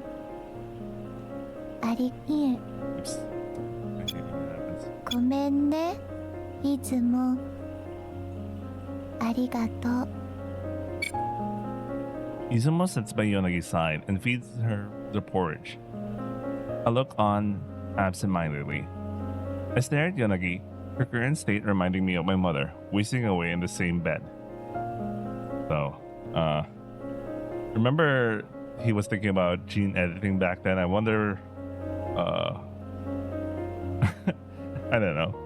They'll probably just jump straight to the dreamscape and all. She slowly chews on her spoonful of porridge before swallowing. When she's done, Izumo dutifully scoops up the next spoonful. I watch as Yonagi brings her head slightly forward to meet the spoon halfway. Then she slowly begins chewing again. Izumo watches her attentively throughout the whole process. Mom lost control of her toes first. It gradually spread until she was confined to the bed. At the end, the paralysis spread to her upper body and she passed away. I bite down on my lip in frustration. Is history repeating itself? Will the same thing happen to Yonagi? Or is this some kind of after effect from her repeated lobotomies? As of today, it's still just the 5 fingers on the right hand that are unresponsive, but that's her dominant hand. It's definitely affected her life immediately. Even Izumo's constant monitoring, the cause remains inconclusive. I've thought it over a lot, and I know there's only one person who could speculate more precisely than I could on the cause. Perhaps it would be like admitting defeat. However, Yonagi's well-being is far more important than whatever scrap of pride I have left. Yonagi, うん let's go to the middle side. 中層に I nod. Let's go find out what's happening to you. Izumo looks at me quietly. I respond to her gaze with a nod. We're going to see Asuma, 気をつけてアスマ the man who hurt you in the past. I won't let him do anything to you. I can go see what answers I can get out of him on my own if you want. Yonagi's gaze lowers to the porridge in front of her. ううん She takes a deep breath and looks back at me. 私も一緒に行く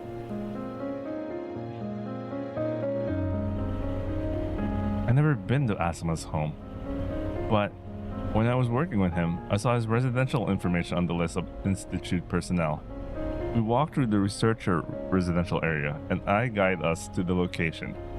While most houses look vacant, there are clear signs of life in his house. I nod and motion for Yonagi to follow me. As we arrive at the door, the intercom immediately comes on. 待っていたよ。 Typical line.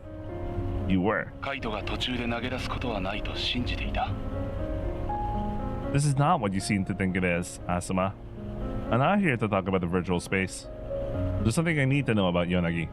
I'll be the one asking the questions. For a moment, there's only silence on the intercom. 入ってくれ。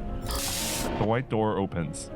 His are the only pair of shoes in the entryway, suggesting he's alone in the house. Either his wife went to the virtual space and left him, or he was in the same situation as Arashima. I have a feeling he's kind of also Arashima at the same point. Like the Arashima in the novel is a combination of a combination of him, Asuma, and the Shuho that's lost started losing memories. Anyway, I turn to Yanagi beside me. Let's go, Yanagi. うん Asuma stands in his living room. The layout of his house is exactly like ours, but in reverse. They probably designed them all to fit in the same dimensions. 血色が良くなった。 Oh, at least I like how they even gave him a sprite without the lab coat. A hint of smile appears at the corners of his mouth. All I do is look at him blankly. I'm not here to make small talk. I came for a reason. コーヒーを入れよう。 I'll pass. そうか。 He takes a seat. Yonagi and I sit across from him at the living room table. I ask the questions about Yonagi's physical condition. Asuma glances at her, then nods. She's recovered her ego. The rest of her brain is subbing in for the parts of the frontal lobe she lost. 活性部分をマッピングしたかな。私ならそうする。The memory regression that was affecting her before is advancing everywhere outside the parts of her brain doing the substitution. She doesn't remember you or our friends at the Kaito lab. でも自我はある。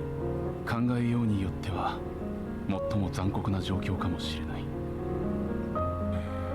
それで Last week, she stopped being able to move the fingers in her right hand. I determined that there's a high chance her primary motor cortex was damaged, or that the brainstem signals are being lost somehow. That's why I came to ask you. How much of her brain did you excise? I assume you haven't touched her primary motor or cortex, that she was able to move independently even without her frontal lobe. But I'm not so sure now. 指が動かないか。ヨナギが覚醒した直後は確かに動いていたのか。And I responds. She held my hand back at the start. 1週間前のその日は何をしていた。その1日でヨナギに何か心境の変化があった。I don't see how that has anything to do with this. I'm the one asking the questions anyway. カイトの質問に答えるのに必要なことだから聞いている。ヨナギ、自分の死を悟るか、あるいは死に至るまでの日々を受け入れはしなかったか。自分の求める何かが完全に満たされたか、あるいは完全に諦めたりはしなかったか。I shoot a glare at him. What are you implying? You think this is psychogenic? He slowly shakes his head. 知ってもどうにもできない。いや、知ったからこそどうにもできないとしても、カイトは真実が知りたいか。Make me even more helpless. I repeat his words, rolling them around on my tongue. His gaze meets mine straight on. カイト、 Yonagi quietly murmurs my name. 聞かせてもらいたい。多分私にはあんまり時間がないから。 I give her a small nod, then I turn back to Asuma. Okay. Talk. わかった。奥の部屋に来てくれ。I like that stand-up follow camera pan. Asuma leaves his seat and sets out for the next room. Yonagi and I exchange glances before following after him. In the back room, there's a sleeping woman on the bed, hooked up to countless machines. Don't tell me. Don't fucking tell me. Her mom. Don't tell me her mom is... Look at the hair color. Oh no, it might actually be. It might actually be. No, maybe I'm just overimagining it. Let's go. She appears to be about the same age as Asuma's actual age. Perhaps a little younger. 妻だ。カイトのお母さんと同じ状態で。君はこの病の正体を知っているかい。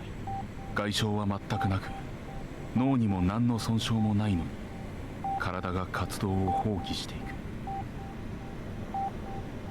Don't tell me. A lot of the things that are happening underground. There's a disease with everyone living underground or something like that, or it only affects women underground or something. I don't know. Maybe there's the genetic mutation or some shit. Actually, this also kind of characterizes Asuma. Maybe this scene will be like this further augments why Asuma went all the way. He went full. The end justifies the mean kind of thing. Let's go. Asuma looks away from the woman and back to us. これが人間を地下に押し込めた病だ。 Huh? His statement is in conflict with my memories. Imprison us? Underground? Wasn't that because of the paraglucose and UV rays? 基礎欲求欠乏症。脳は動いているのに、運動野からの出力が脊椎の神経に伝達されない。筋肉と内臓が動かなくなり、ただ静かに死を迎える。すべての欲求を失ったように、ただ死を待つだけになり、事実その死に飲み込まれる。 Tell me, like literally how Kaito's mom died is like her literally just accepting it's totally fine to her to die, and she just dies. Like it's literally affected by their will. I turned his quiet words over in my mind. Never. There's nothing written about this. 知っているのは上層民だけだ。 What? Yunagi stares at the woman lying there in silence. You're not making any sense. Asuma puts a hand on one of the bulky machines at the woman's bedside. Wait, I forgot. Yeah, CG. 私が知っていることを伝えるにはこれを使うのが一番早い。仮想空間構築の研究を始めたばかりの時に作ったプロトタイプだが、記憶の追体験くらいはできる。 Uh-huh. Just as I did to make myself relieve my own experiences, he wants me to enter his memory. Oh shit, I knew it. This is it. 情報密度を最大にすればものの10分で終わる。語れば一晩かかるかもしれない。 10 minutes in the game's duration, but in real life, 2 hours. Let's go. All right. 私もいいですか? Asuma nods at her with a little smile on her face that presents us with the equipment to connect to the machine.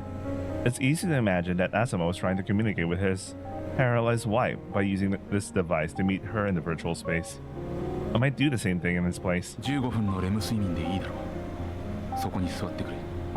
The two of us sit on the sofa in the corner of the room and take the familiar old sleeping pills. Redemption arc?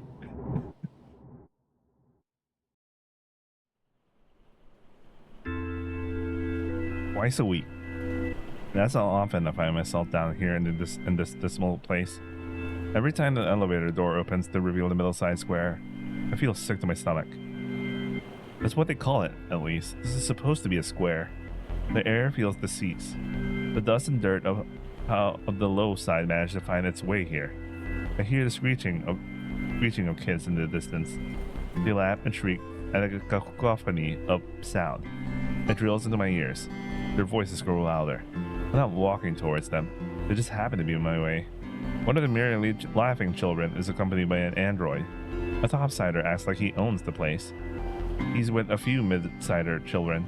They're standing around a boy in dingy clothes who's curled up on the ground. どいてくれないか。 I call out to the children. Coming down here makes me sick enough as it is. I don't need a sight like this making it worse. The children look at me. Their smirks vanish before they skitter away. The low-sider boy raises his head, tears running down his face. Immediately, his sour stench reaches my nose. I avert my eyes from the boy and walk straight to the institute. Well, well. おはようございます。 Well, it can't be helped that low-siders have this certain kind of smell. And someone who lives in the middle side and the top side is living a very clean life. Several senior researchers turn to greet me back. This is room set apart for topside researchers in the middle side research institute. Topside researchers are involved in an outdated system called induction training. New researchers have a period where they're sent to the second-rate institute to perform maintenance and inspection on the city. They talk about it like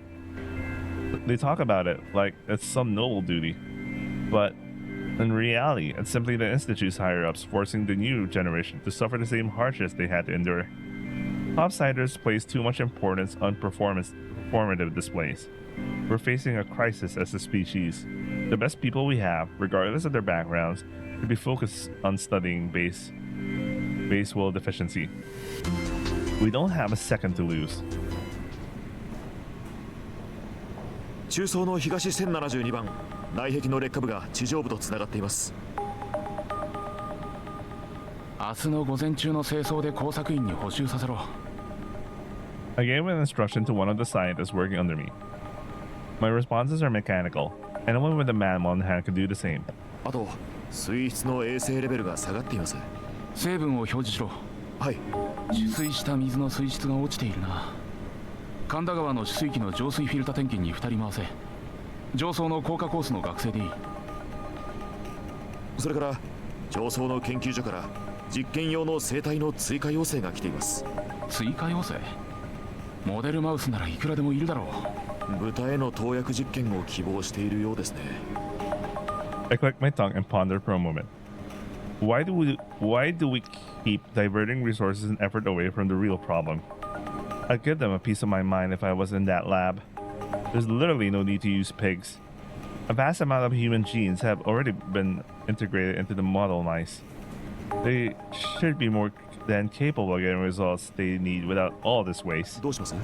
捕獲しに行くしかないだろう。今日は中層以下の該当を消灯。25時から26時までの間に捕獲員5名に出自許可を出せ。What the fuck is this time? So they go beyond 48 hour, 20 the 24-hour model. What the hell? 神田川の点検も同じ時間にまとめよわかりました。う。農場の方はエラーなしか。ですね。エラーは出ていません。よし。We supply surface resources to the city in a stealthy way so the midsiders and lowsiders don't realize it. This is the so-called noble duty of the topsiders, all to prevent the evolutionary dead end that the base will deficiency represents. We topsiders designed this city to suppress the spread of disease. Oh, okay, so Asset was technically a topsider, but he's... I'm given the impression he was always a midsider, but like, so he's actually a topsider who's just chilling out in the midside. And many of the associated jobs are simple labor that anyone can do. It's not so different from what the lowsiders do. Why did I even bother getting an education? It's like Gordon Freeman just going to a PhD and postdoc in MIT and just carrying a space rock to a machine. Anyway, objectively speaking, I'm the closest to unraveling the problem. But in the end, I'm just another cog in the city's machine. A cog can't fight the machine. Above all, letting go of this smothering frustration and abandoning my ambition would bring me one step closer to contracting base build deficiency. It's grunt work, but I have no choice other than seeing it through. By the time my work is over, it's nighttime. A 270-meter long sheet of solar panels separates the middle and top sides. I take the elevator located inside and return home. ただいま。おかえり。お疲れ様。 Unless he's a topsider who got demoted to the middle side. But yeah, he's a topsider basically. ああ、疲れたよ。この仕事が一番疲れる。誰がやっても同じなのにな。でも町のために必要な仕事なんでしょ。研究意欲をなくしたご老体がやるべきだよ。血気盛んな若手にやらせるのは効率が悪い。斬新な解決策はいつだって若手から出てくる。少しでも基礎欲求欠乏症の研究を進めるべき状況なのに、上層の誰もそれを理解してない。Rio brings dinner over, a wry smile on her face. She serves roast chicken with green vegetables from the surface. None of them are eating corn at all. Jesus Christ, the topsiders really get to eat real food, man. At least it's good to know that Rio's a totally different person that we never met at all. I was afraid because the hairstyle from the hairstyle, I was like, that kind of looks familiar. It's a good thing that she's a different person. Jesus Christ. 地上の恵みに感謝していただきましょう。 Why is her art a little different looking? I don't know if it's just me. Maybe I'm overthinking this, that she has a different looking art compared to the other sprites. She says the same thing before every meal. I suppose it's similar to religious practices from humanity's days on the surface, where some, the thought of enjoying a life like this while others suffer may be unbearable without something to ground yourself, something to believe in. The fresh meat and vegetables from the surface are as delicious as ever. Humankind's old structures have already been encroached upon by nature. It's kind of ironic that they are now the main host to these blessings of nature. 今日も夜は出かけるの？いや書斎にいるよ。自分の時間を使わないといつまでも本当の仕事が進まない。無理しないでね。多少の無理は甘んじて受け入れるよ。そのためにこうやって栄養のある食事をとっている。高貴なる義務ってのは本来そうあるべきだろう。はいはい、そうだね。He's one of the few topsiders who actually does the real job. I can see why he's so frustrated with all the shit's happening in the city. なんだよ。不満を言ってるのも楽しいんだろうなって。そんなわけないだろ。あなたの不満も優秀な人ならではの気苦労だね。ノブレス・オブリージュ。高貴さと優秀さは別の概念だよ。It'll be funny if he's. Oh, he might even be the doctor who goes at the low side, and he faked his death or some shit. What the hell? He might be the guy. 細か。研究員なんだからいいんだ。はいはい。Base will deficiency. An incurable disease first reported in the year 2085. The initial symptoms include the loss of mobility in extremities. It begins with the impairment of voluntary movement and eventually leads to death due to organ failure. The first patients reported in 2085 were all newborns. Babies were born without making a sound, who expressed no desire whatsoever before slipping quietly away into death. They simply faded away with an expression of perfect peace and enlightenment. The sudden outbreak of the disease in developed countries shocked the world. No cure has ever been found. On the contrary, no one has even been able to determine the direct cause. However, it's clear that there had been irreversible changes to our germ cells as a result of the abuse of life-prolonging technology enabled by artificial genes. Oh, it's the artificial genes that's causing all this.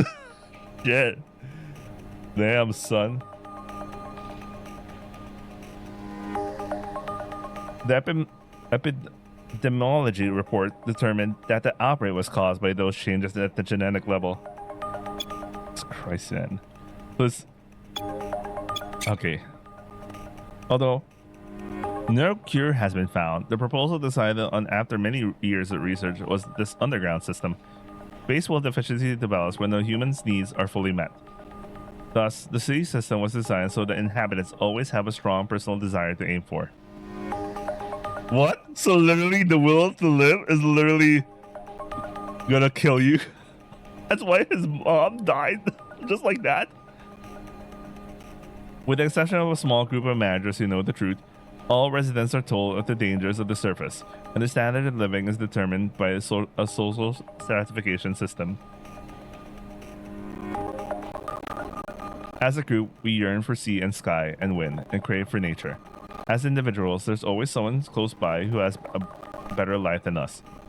We have found some success in fending off a disease caused by a lack of desire, by creating a city in which everyone's always hungry for something more.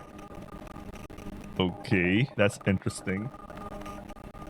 It is terribly ironic how the only people who succumb to the base will deficiency are the kind souls who find happiness even in this unjust system, but it has successfully slowed the decline of the population. So, you can't live happily. Guys, we can't live happily anymore. Remember that thing they said in Super Yu? Fuck that, guys. If we want to live. What you know what they say? You know? You can live 1,000 years of bliss. And it will just be suffering. Or some shit. Anyway. The low-siders and mid-siders are unaware of the disease. Humanity needs a desire to reach the surface and a perpetual frustration from being denied it. And so they came up with a lie involving reduced UV resistance caused by pyroglucose. So why was the reason Shachi died then? The data on UV rays have been forged and its effects greatly exaggerated from the reality. The mid-side researchers take the UV ray data reported by the top-siders like it's gospel. Of course they do. They only know what they're told. That's why the mid-side laboratories spend all of their time and resources on pointless research to increase the resistance to UV rays. It is true that paraglucose has mutagenic effects on the human genome. And it's also true that those mutations weaken our skin cells. But it isn't anything as drastic as what is fed to the general public. Everything was a lie. The government. Anyway, the genetic changes caused by paraglucose just happened to be discovered around the same time as the first outbreak of the base wool deficiency.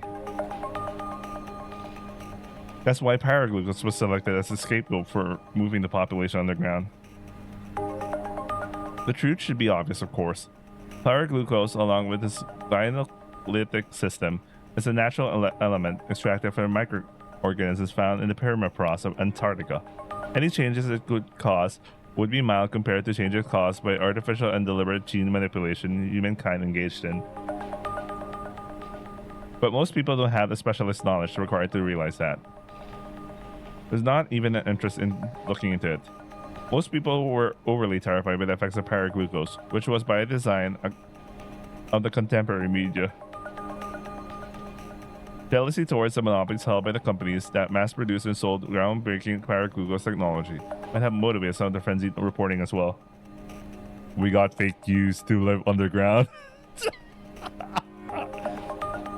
The lingering trauma of the people at that time helps to channel the lies about UV rays and paraglucose into the elastic fear of the service hanging just above our heads. Bro, this is the red pill. I can't take this red pill, guys. I'm waking up from the Matrix.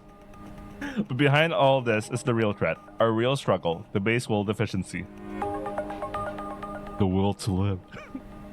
Anyway, the only ones trying to combat it are the topsiders. Aware that going to the surface represents no harm to our health, we must keep ourselves in check and manufacture our own things to strive for. Maybe thought she wasn't so bad after all. What? Oh, that's why. That can explain why. Remember when Asuma first? I think it was the first teaching class or the second teaching class. The topsiders were smiling for some reason. Oh, okay. It's kind of making all sense now. In actuality, most people who succumb to base wool deficiency are topsiders. Topsider population has stagnated as a result. I want to put an end to this pointless battle. I hate this irrational system. I'm incensed at how policymakers have turned away from the biggest problem plaguing us and refused to devote all resources to finding a real cure for base wool deficiency. I will change that. I will be the one to change this rotten city. Humanity will never get out of this evolutionary dead end unless people like me channel our blood, sweat, and tears into solving the problem. He was the good guy all along. And how does the virtual space come into this? On the days I work at the Topside Institute, I try to be in the lab earlier than anyone else. It's clear the cause of the disease lies in a particular gene. Someone only needs to figure out the culprit. I dedicate all my time and effort into finding the gene responsible for all this. It's a grueling process of trial and error. Which gene is it? And which therapy method is the correct one to rectify it? Day and night I continue to perform gene therapy trials on the model lines with the disease. Only honest work and tenacity will open the doors of our future as a species. That's my conviction. When the clock strikes 10, the other researchers finally decide to show up. But all they do is gossip in the guise of work discussions. The worst among them just go to the smoking area and don't come back. They'll be developing base wool deficiency for sure. What else do they expect? We topsiders die off the second we get into complacency. Oh shit, this is some Dune. You know this is the exact same thing they're talking about when you read Dune? That complacency kills. Not literally, but you know, as a species. Anyway, don't they realize that yet? The same old tired rumors go around the lab every single day. Someone overhears that someone's wife had contracted the disease, and everyone wants to know more. This is a sick irony in the fact that people who enjoy such gossip tend to be the next ones to contract it. That night, over dinner with Rio, I let out a huge sigh. どうしたのって聞いてほしいため息だよね。 What if him complaining is the only thing keeping him alive right now? I think it is. I smile at her bitterly. もしかしたらこの町には、いや、人類には救う価値なんてないのかもしれないと。なんて言うんだっけ、そういうなんか暗い感じのものの見方。Pessimist? ペシミズム、遠征主義。それ、あなたそれ。 No. There's a little bit of self-derealization mixed in with my smile. どうして自分だけがこんなに頑張っているんだろうって思うよ。そう、神明を落とすつもりで基礎欲求欠乏症の研究を始めた。誰かがそうしないと人類は本当に終わりだ。なのに私と同じくらい必死な研究者はどこを見回してもいない。自分が狂ってるのか周りの全員が狂ってるのかわからなくなる。ペシミズム、そしてニヒリズム。 Wait. He doesn't. I don't think she knows what nihilism. It doesn't sound like some nihilist. Or maybe I misunderstood.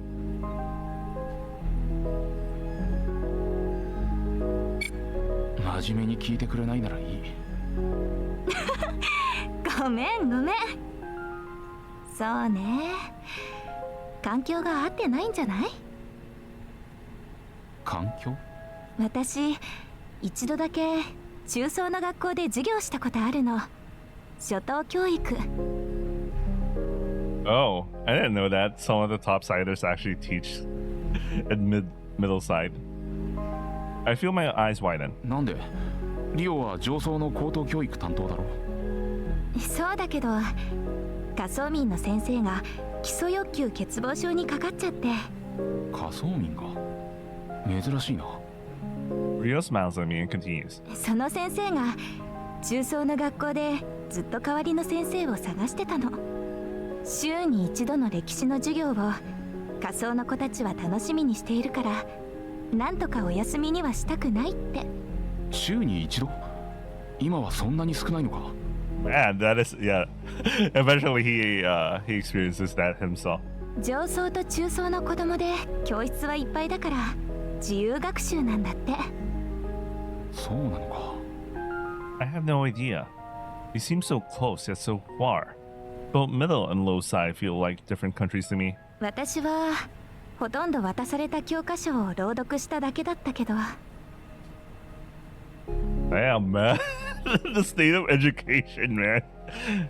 Rio sets her gaze squarely on me. すごいよ、仮想の子たちの意欲。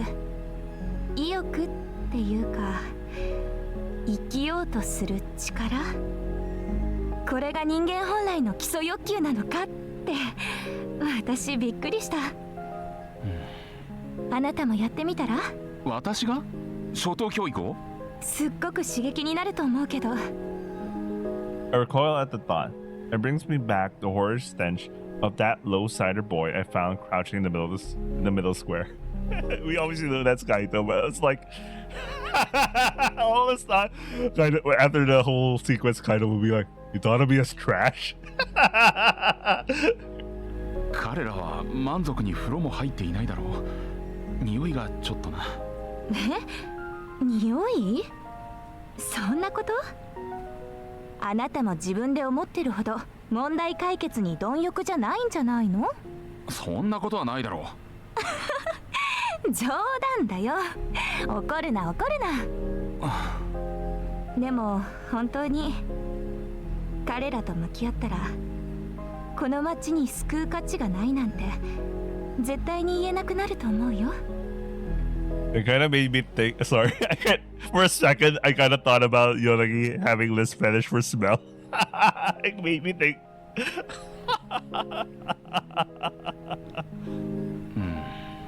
上層民のプライドを捨てられたら試してみて。I heave a sigh of resignation and concede a point to her.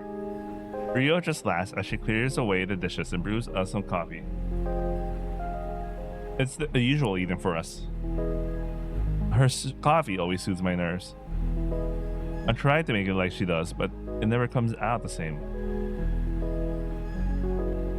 How can it taste so different when we use the same ingredients and tools? I like how Kaito also had that question once. It is truly a mystery to me.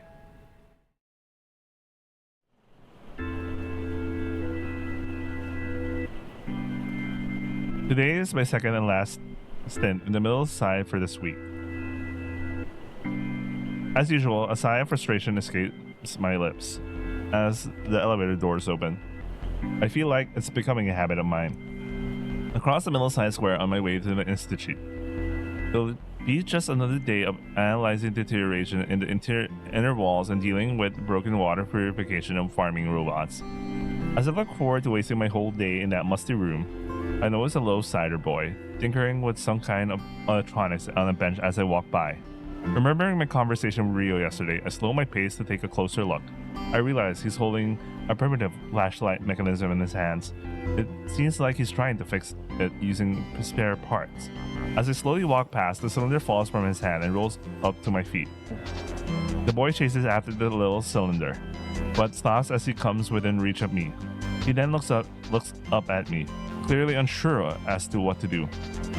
I walk away from the cylinder and keep walking to the lad, sparing the boy no further glance. Perhaps there's some truth to Rio's words, but righting every single misfortune I encounter won't help anyone.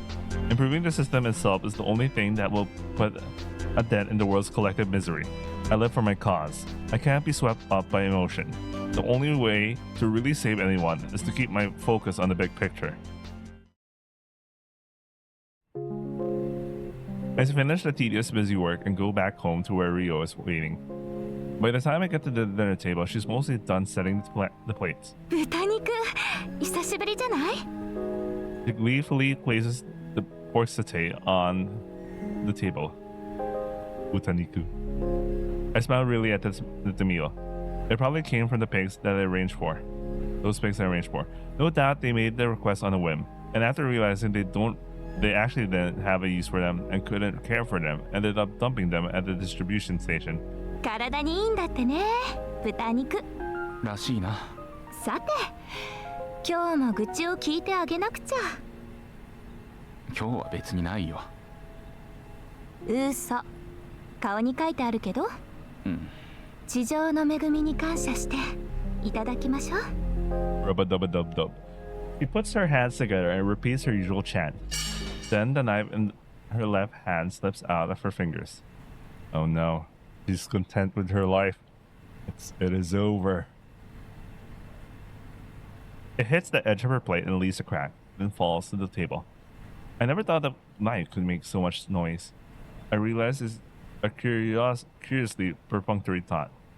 My eyes gaze at the crack spider webbing from the plate's edge, then move up to Rio's face. She's staring at her left hand, dumbfounded. Rio. Slowly turns her gaze from her hand to me. 指が Oh no, no, no, no. 動かないみたい。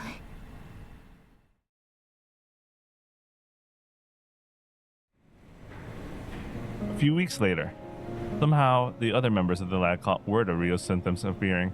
I don't know if the doctor that diagnosed her leaked it, or if word simply got out through the neighborhood. Whatever the case, it doesn't matter.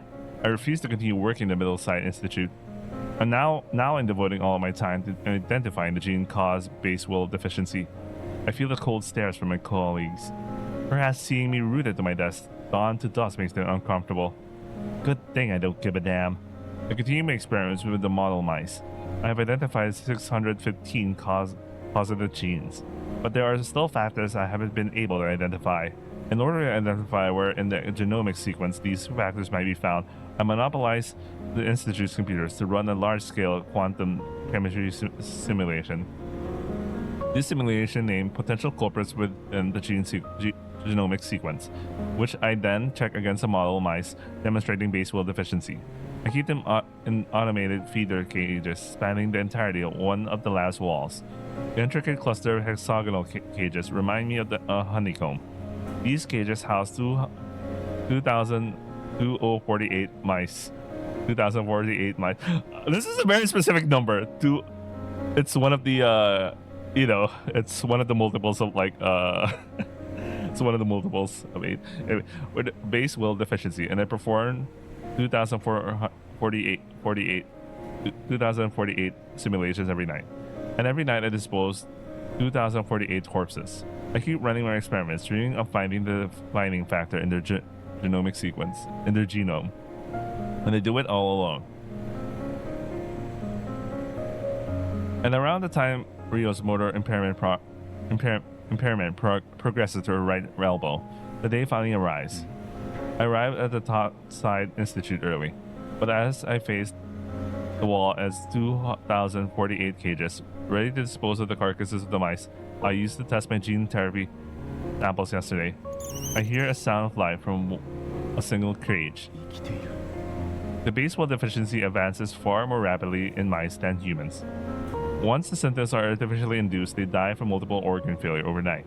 The cage's green indicator lights go out when the mice inside them dies, but I can hardly believe my eyes. One's green light is still glowing, in that sea of 2,047 pitch black cages, of the 2,048 corpses, it shines like a star.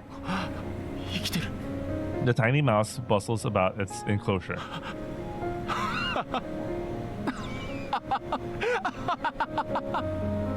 I feel the corners of my mouth curl upwards, and my maniacal laughter booms out across the laboratory. Euphoria courses through my body. Finally, I found the answer. I finally did it. Outwitted all those incompetent researchers just whiling the days away waiting to die. I did it all on my own. I made the discovery that will save Rio and humanity. I was right all along. I was the only one right in this whole worthless city. There in the empty testing facility, I cackle until my throat becomes sore.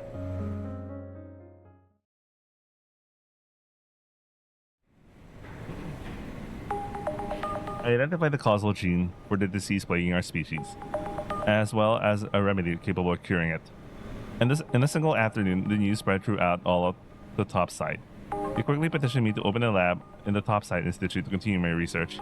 I'm appointed the youngest lab director in history, but I still lack one thing, another position I need to fulfill my purpose. 中層研究所の所長の席に私を座らせてください The faces of the top brass are suitably surprised by my request, taking the position of director of the Middleside Institute. That is, in effect, a position given to top-sided researchers who, for whatever reason, fall from grace and end up in the middle side, a literal demotion. They stare at me, unable to decipher the intent behind my words. 基礎欲求欠乏症の根本的解決は上層民だけではなくこの町全体の課題ですそれは中層民と下層民が課題を認識していなくても変わらない彼らの無知を責めることはできないこのシステムを作ったのは私たちなのだから My audience remains silent. 私はこの研究員という立場が中層民と下層民の犠牲の上に成り立っていることを忘れないように自分を律していたいそれを思い出させてくれるのは週に2度の中層研究所での研修だった私はこの研究のためにその研修を放棄しました今でも私はそれを後悔しているだから Everyone listens to my words attentively.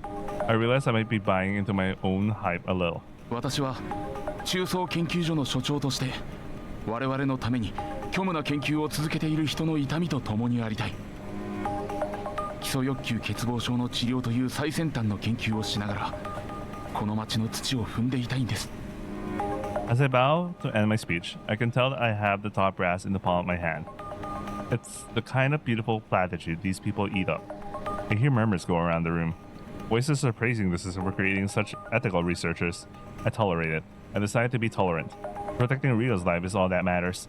If I want to regain my calm dinner evenings, I must stop being a cog in the machine and start being one of its masters.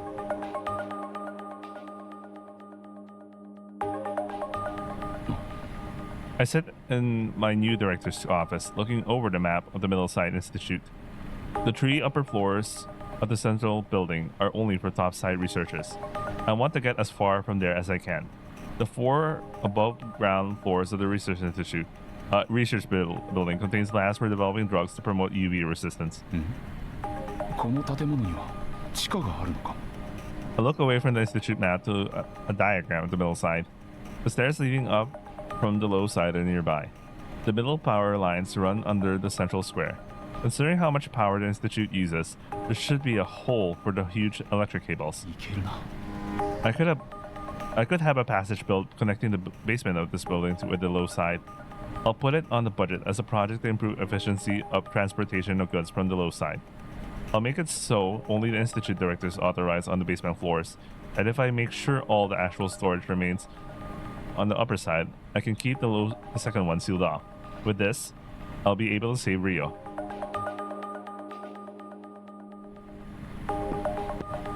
It'll take 1 year at most. That's the time I'll estimate it'll take me to save her. It takes 3 months to build a passage connecting the low side with the institute, all behind closed doors. In the meantime, I familiarize myself with the low side markets. There, I learned about barter culture. The only transactions made with real money nowadays are big cross-national exchanges. Not even the middle-siders are where that trade with foreign countries continues in an extremely diminished manner, or that money still exists. Rio was right, of course. The people in the low side are truly brimming with a desire to live. At the same time, there are also a few who have grown inured to their lifestyle. Did I pronounce it correctly? Anyway, as they are exactly what I'm looking for. Low-siders were the first sign of base will of deficiency. I buy their lives with a shocking ease, simply by trading off the luxuries and necessities top-siders have access to. If I waited for regular clinical trials, it would take 2 years for my treatment to reach fruition. I don't have time for that. I developed this cure to help Rio, and that's why I decided to carry out my own human experiments. I feel some degree of guilt. Nothing that will keep me up at night, however. These experiments will give hope to low-siders suffering from the base will deficiency as well. The experiments won't exacerbate their condition. At best, it could cure them. They're already as good as dead anyway. I'm working to stop that. Who could blame me for this? I go down to the basement room where the low-siders are brought are being kept. As soon as I enter the room, the patients begin calling out to me. They are just under 10 of them. They are so grateful. My willingness to use my own resource to treat them for free must make me a saint in their eyes. Oh, I see. I get it. He is that the doctor that people were talking about that was like curing people. I wonder why they had like why they considered him dead or something. Anyway. どうだい？指は動くようになったかな？ I check each patient's symptoms and administer my gene therapy drugs to each of them. Although there are individual differences for each case, all of them are headed into a positive direction. It's going to work. My conviction is only strengthened as the trials continue. Wait. And one day, the voluntary motor disorders of each patient who cooperated with the experiments go into remission. Convinced of the effectiveness of the treatment, I decided to administer it to Rio. When I enter her bedroom, I find her lying in bed, staring up at the moon through the skyline. She smiles at me before letting her gaze wander back out the window. 今ちょうどこの上に月があるの。 I smile back at her and go to sit by her bedside. リオ。 She looks up at the shriveled arc of a moon.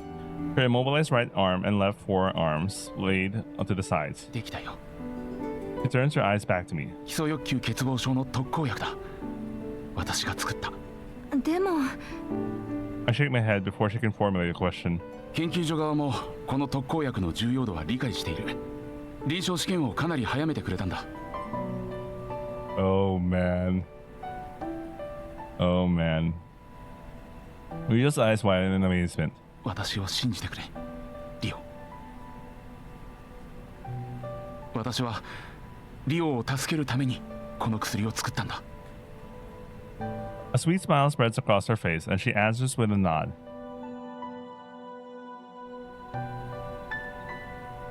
I administer the medicine to her. She simply watches as I inject the drug into her limp arm. 必ず治るよ、リオ。もうすぐ人類は地上に帰れる。その時は。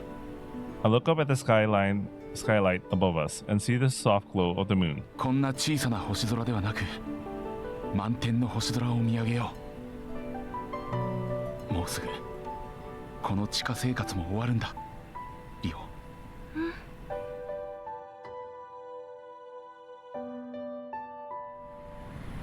As I finish my experiments on the low-siders and Rio's symptoms stabilize, I gradually move my activities back to the Topside Institute. The formal clinical trials continue to space there, but they move at a tenth of the speed of my secret trials down in the Middleside Institute. It's far too inefficient, far too cautious. I made my own cure, pouring all of my time into a trial after trial and error after error. I internally curse at their laid-back approach as I listen to the reports of the seemingly infinite clinical trials being run one by one. ただいま。 That day, I find Rio sleeping when I come home. I sit at her bedside and look down fondly at her.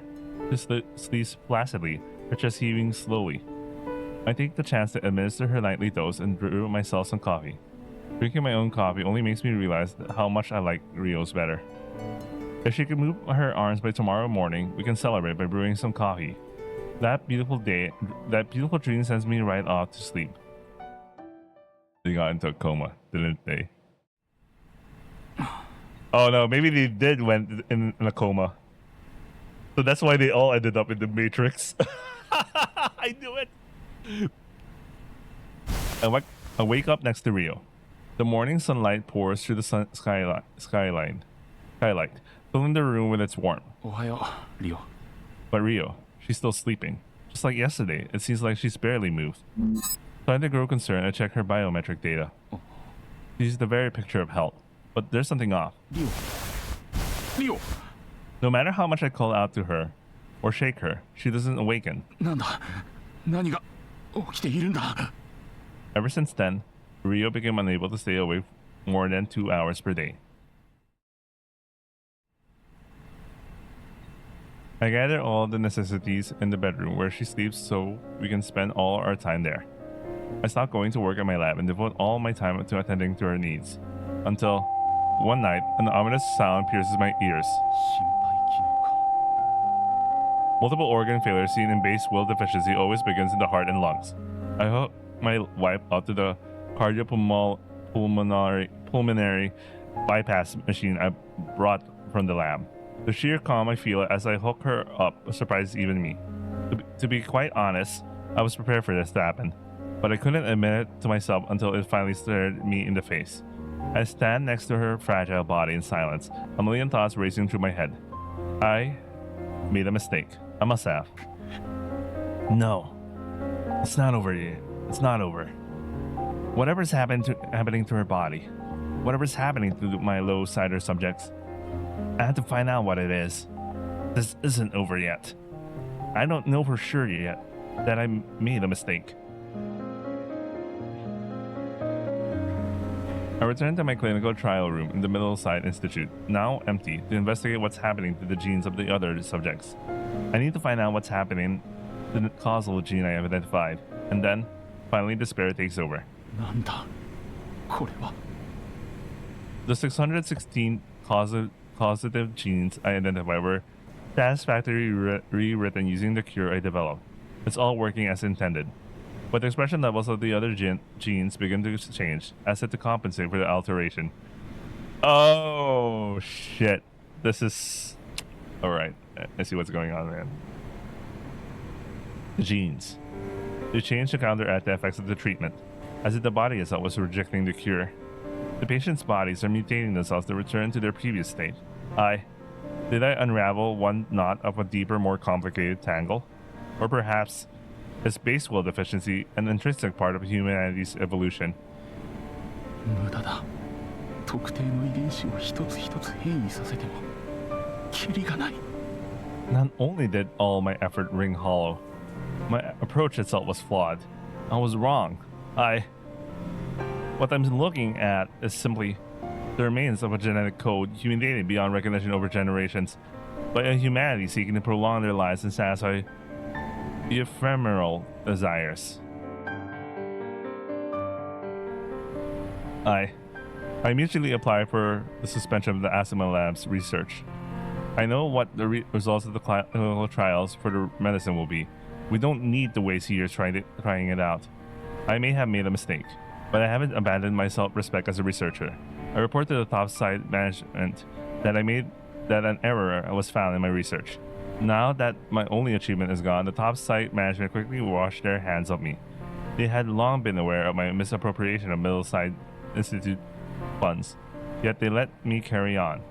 It turned out they were far more cunning than I, leaving me to delude myself with the thought that I was the one in control. And then they tell me, "We believe your feelings about the Middleside Institute to be genuine." I'm officially demoted to low Middleside status, but remain director of the institute there.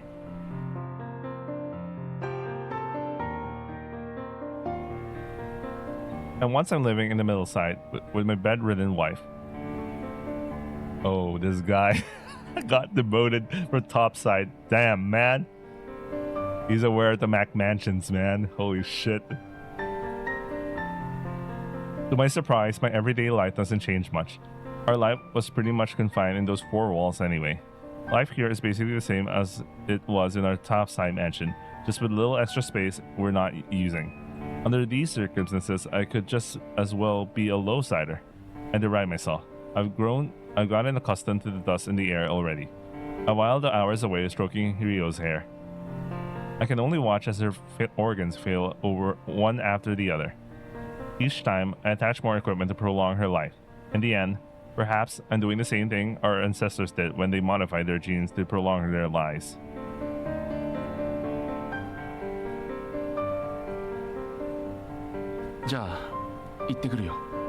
It's become my daily habit to say goodbye to her before going to work, despite not once getting an answer. While I'm nominally the director of the institute, I have hardly any work to do. At the occasional debriefing session, it takes all I have just to muster a fake little smile from some starry-eyed mid-side researcher talking about his groundbreaking new UV resistance treatment. If you went up to the surface, I think the most you could get is a tan. That's how bullshit everything is. But I keep the sarcasm to myself. One such stagnant day, a young man gives a particularly eccentric report. Have any of you experienced a dream that felt real? He begins. If we could expand upon that phenomenon, don't you think we could stop this mad scramble for the surface? He has long white hair and striking red eyes. The androgynous youth faces the scathing questions of his colleagues with surprising ease. He simply lets their hostility roll off his back with a smile on his face and doesn't bother giving serious answers to their bad faith questions. No use entertaining these idiots. He doesn't say it aloud, but I can see the words going through his mind. After the other researchers voiced their negative opinions of his proposal, I fully approved the budget he requested and gave him his own lab, to the obvious surprise of the rest of the directors sitting at the table. For some reason, the white-haired young man laughs. It was touch and go for a second there, he says. He's grinning like a little boy.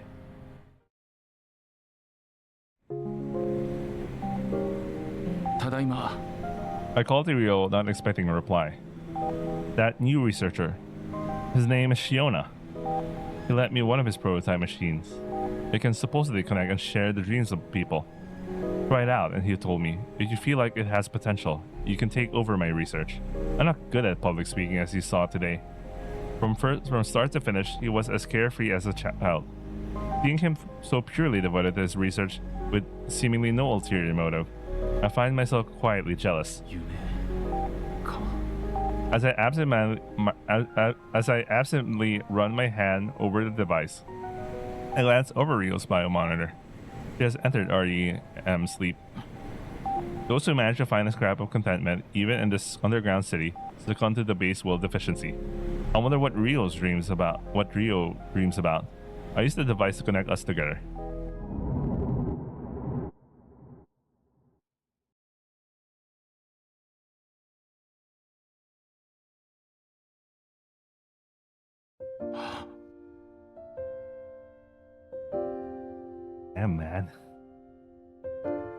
Damn, man.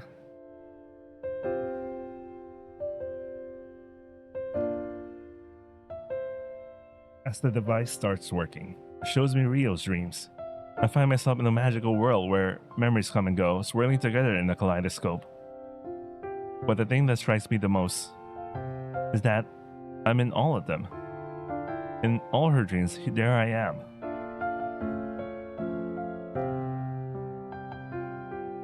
There's me as I explain some pet Yuri to her with a satisfied smile on my face. There's me as I complain about the city. And me as I laugh and nod at her stories. リオ As I stand on the sidelines of a swirling show, my voice echoes around me. What this it? What this it? What? Wait, was this it? Okay. Was this it? Was this the source of your contentment? 私との地下ばかりじゃないか You and this powerless, foolish man. How could you ever?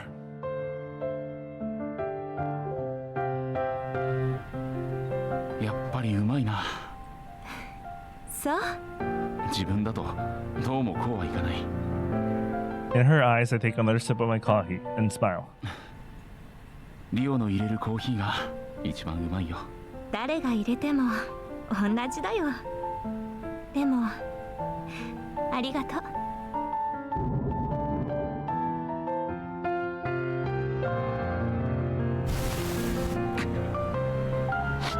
リオ君の夢は私ばかりじゃないかこんなにもささやかな時間が君の幸せだったのかこんなにも君は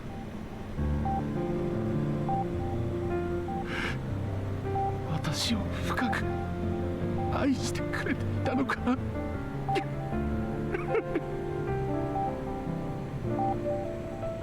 I collapse on the ground, weeping. A ball like a child, clinging to Rio's motionless body. Hooked up to machines and devoid of the warmth and softness it once had.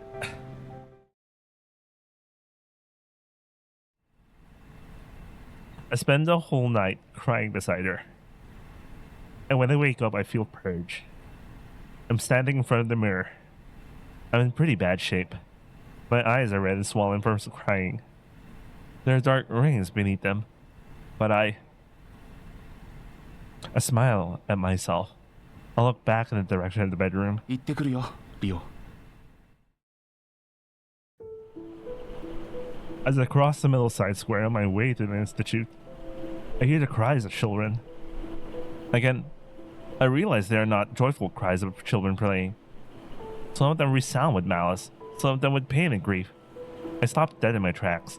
I turn and walk towards the children. 楽しいかい The mid-sider children all snap upright as I approach them and slowly back away from the low-side boy they cornered. 気が晴れたかいこんなに彼を傷つけて君たちは何かを得たのかい The mid-sider boys exchange awkward glances, scuttle away with their heads hanging low.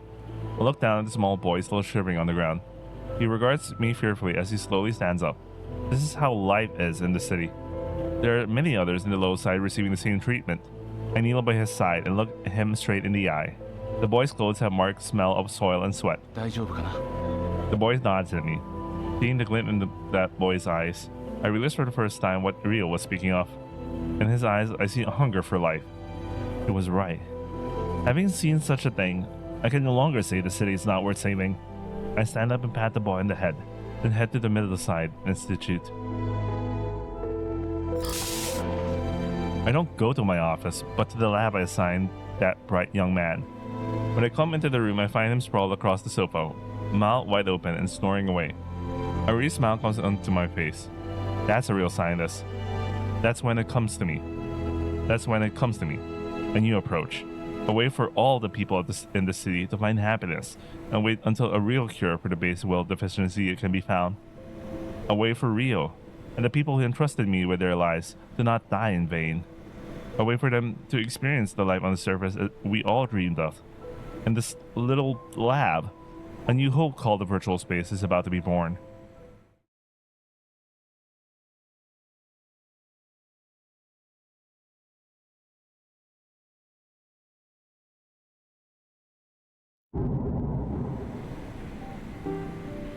The faint outline of a familiar room superimposes itself over the one in my mind. It's Asama's middle-side home. そこからは君たちが知っている通りだ。 Base wall deficiency. The illness that appeared in his memories did seem very similar to Mom's and Yonagi's symptoms. この病はユーフォリアシンドロームとも呼ばれていた。 Euphoria. 多幸感、とても幸せな気持ち。 I think you guys like that VN. Anyway. Well, I kind of like it, but you know. Anyway, Yonagi Mother said nobody in particular. イタリアの言葉でしょ。そうだ、よく知っているね。2085年、その年に医療事故が多発した。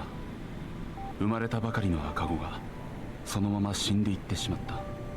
彼らは泣かずに生まれ、この世界を見ることもなく、何も求めずに死んでいった。サイレントベイビーと呼ばれ、大きな社会問題になった。もともとこのサイレントベイビーの症状を指すのが基礎欲求欠乏症だった。 Asama turns his gaze to his wife, lying immobile on the bed. だがサイレントベイビーは単なる前兆に過ぎなかったんだ。2095年には若年層の子供たちが同様に基礎欲求欠乏症にかかり始めた。 My eyes widen. よ Yonagi's うやく人類はこの病の原因に思い至った。 Yonagi's also looking up at Asama, waiting for him to continue. 人工遺伝子だよ。2085年のサイレントベイビーはみんな人工遺伝子による細胞の改良で若返った高齢者同士の子供だった。 Oh, I see what's going on. Does it make sense if they kind of force people to not reproduce after a certain age? I don't know, but I'm guessing the genetics ended up being carried over. It was caused by artificial genes, but I follow his gaze to the bed sitting in the middle of the room. Her skin is wrinkled and dry. In comparison, Asama could even be younger than me. 本人の摂取の有無は関係ないよ。言ってみればこれは進化だ。 Yeah, I'm guessing, yeah, it was just passed on. It kept being passed on and, you know, it just became the norm.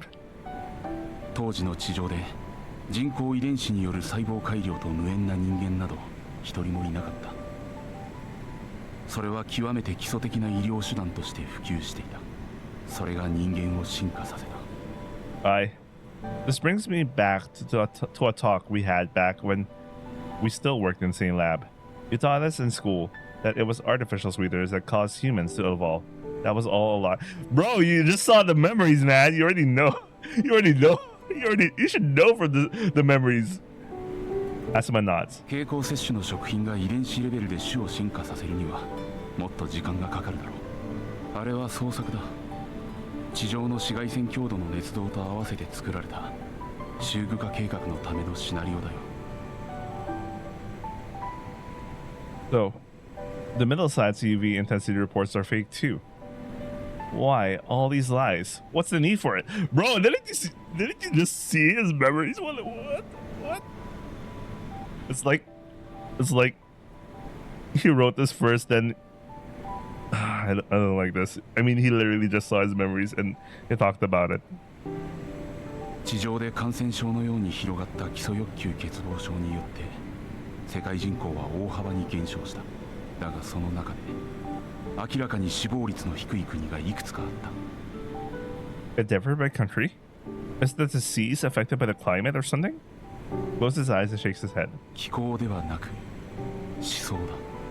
前時代的な身分制度の残っていた国、独裁政権国家、社会主義を標榜している実質的な共産主義国家。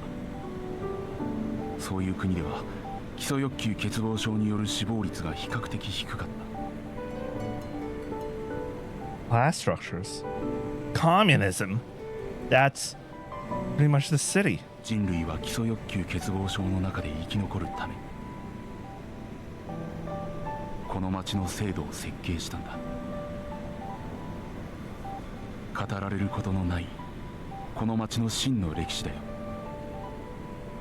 人類が初めて地下のモデル都市を作ったのは2150年。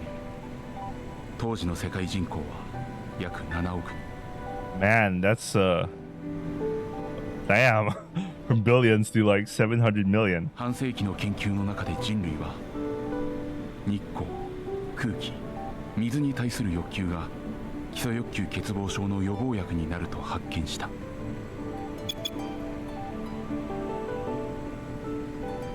Yeah, so low. だから人類は自分たちからこの3つに対する自由を奪い、それを身分制度と紐付けた町を設計した。 Though that kind of puts topsiders at a huge disadvantage, don't you think? Because if the topsiders were aware, since topsiders are well aware that it's all a lie, then you know, what the fuck? Doesn't that make them more susceptible to the disease? 上層民はそれを知っているから太陽に近い場所に住んでいられる。本当に紫外線が人類の脅威なら下層民が穴の上部に追いやられていただろう。 What about the ozone lens? 一番の役割は人に危機感を忘れさせないことだ。地下生活が始まった当初は監視の目を縫って地上に脱出する死亡事故が続いた。意図的に死を選んだケースもあったし、単に地上への欲望を捨てきれなかったケースもあった。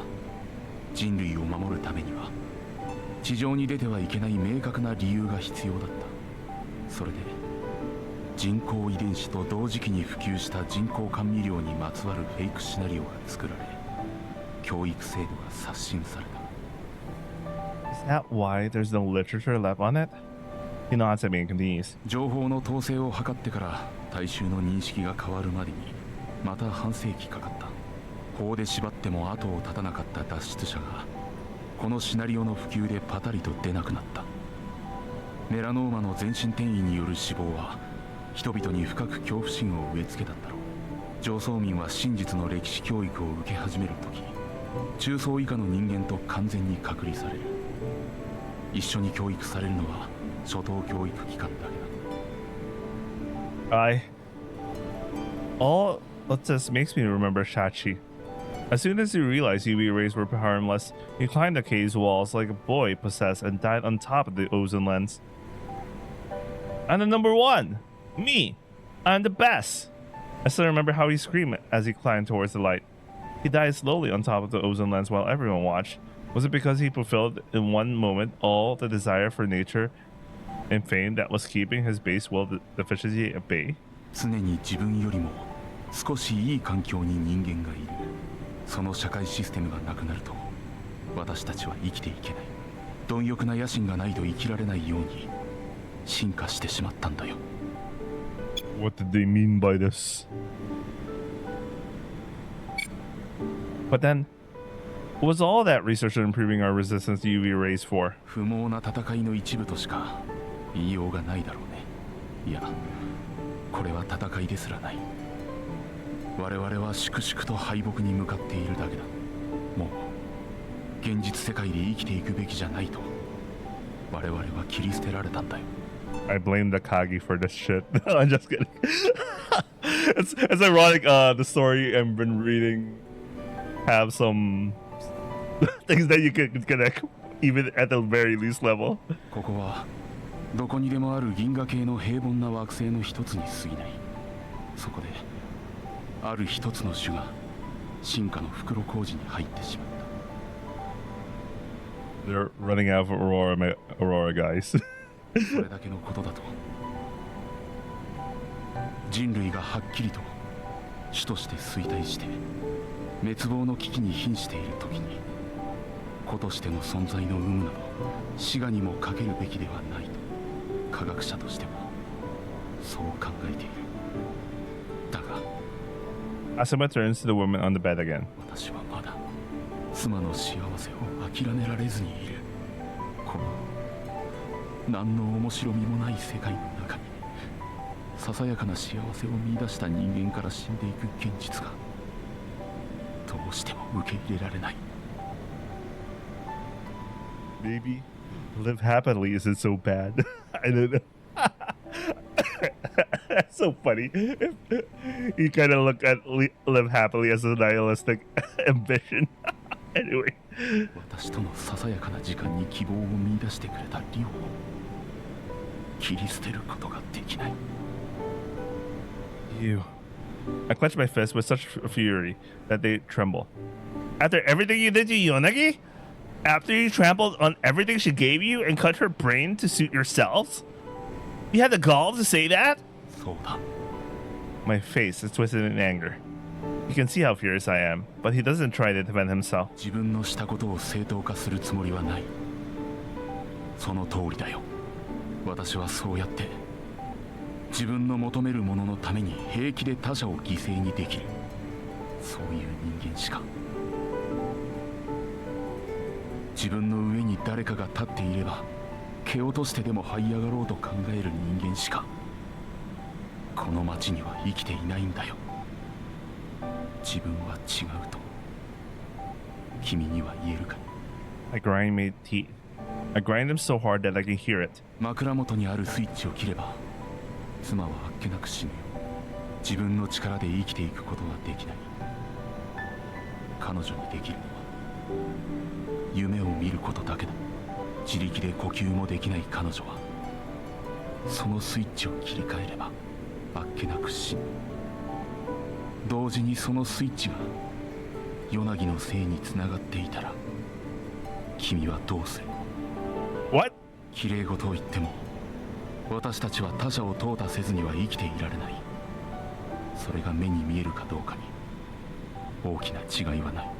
君にもヨナギを助けるために誰かを犠牲にする覚悟はあるだろう。私がしたのはつまりそういうことだ。 Silence falls over the room. Only the continuous sound of machines keeping Asuma's wife alive filled that void. カイト、ヨナギ、君たちだけがこの嘘にまみれた地下の町から人々を救い出す手段を持っている。 And right into another life based on lies? It's not reality. その通りだ。不幸な嘘か幸福な嘘かそんな些細な違いでしかない。だが私はその嘘の世界で幸せそうに生活する妻をモニター越しに見て私は初めて自分の研究の日々が報われた気がしたよ。 And you're asking Yonagi to sacrifice herself again to keep it up. Is that it? そうだ。 You can go to hell for all I care. My voice trembles with anger. I don't even know what to do with these emotions. That's another thing lost to me. This feeling boiling inside of me. Is it anger? Sadness? Despair? Pity? For a moment, I forget to even blink. So focused am I on breathing in and out to keep my emotions from exploding out of me. だが二人だけに犠牲を強いるつもりもない。仮想空間を再起動できることになってもアスマ研のメンバーは基礎欲求欠乏症の抜本治療を実現するためにこの町で研究を続ける。人々がいなくなれば大手を振って抜本治療のための研究ができる。隠す相手は誰もいなくなるからね。 Is this supposed to be a negotiation? He shakes his head. もう強制はしない。二人に委ねる。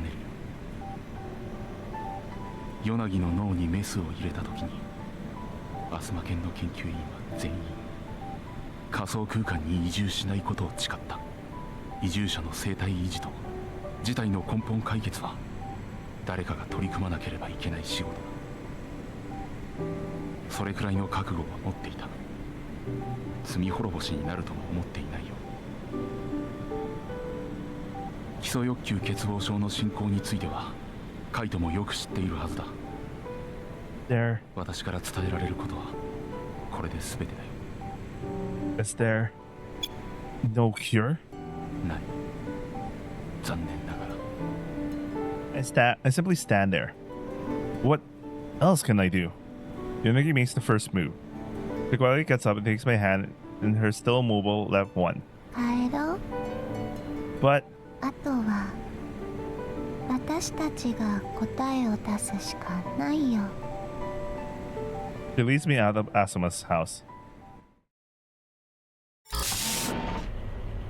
I'm too dumbfounded to do anything but follow her. I like this pose. They did the famous pose. This is very famous. Anyway, in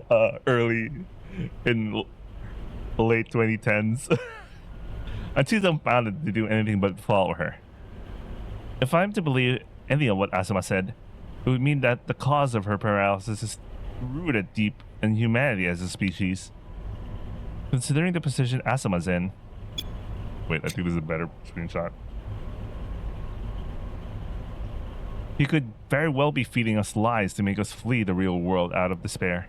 But that was no made-up story. I can feel it in my bones. I'm the perfect example of the kind of person this city was designed to create. I always wanted more. To become a researcher. To get a house in the middle side. To finish the research I was working on while I was busy with the never-ending chase. Yonagi always said she was happy enough as long as we were together, while I let my own pursuits eat into the time I could have spent with her. And in the end, I'm about to lose her again. My whole life leading up to this point feels so worthless. In the end, I simply followed Asuma's footsteps from beginning to the inevitable end. Yonagi strides forward confidently, my hand still in hers. Her confident figure inspires a feeling of deja vu in me. Ah, that's right. It's just like back then. The day Sachi broke my car and I cried and she dragged me back home. She's the same person she's always been. I guess I haven't changed much either. I'm still that crying little boy. Barely able to muster up the power to walk with her help. ママのところ寄っていこうか。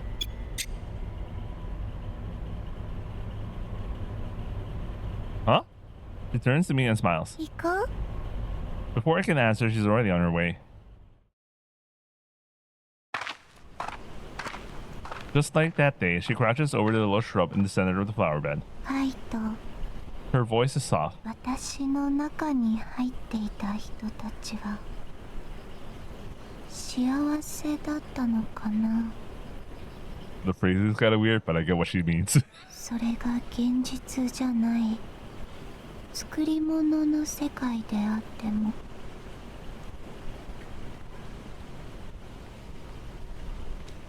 そこで幸せな時間を過ごしてた人もいたんだよね。さっきの人の奥さんみたいにさ。 She's speaking very slowly. She's still facing away. 今でもそういう人たちが何人もただ眠りながらもう一度私の中に入るのを待ってるんだよね。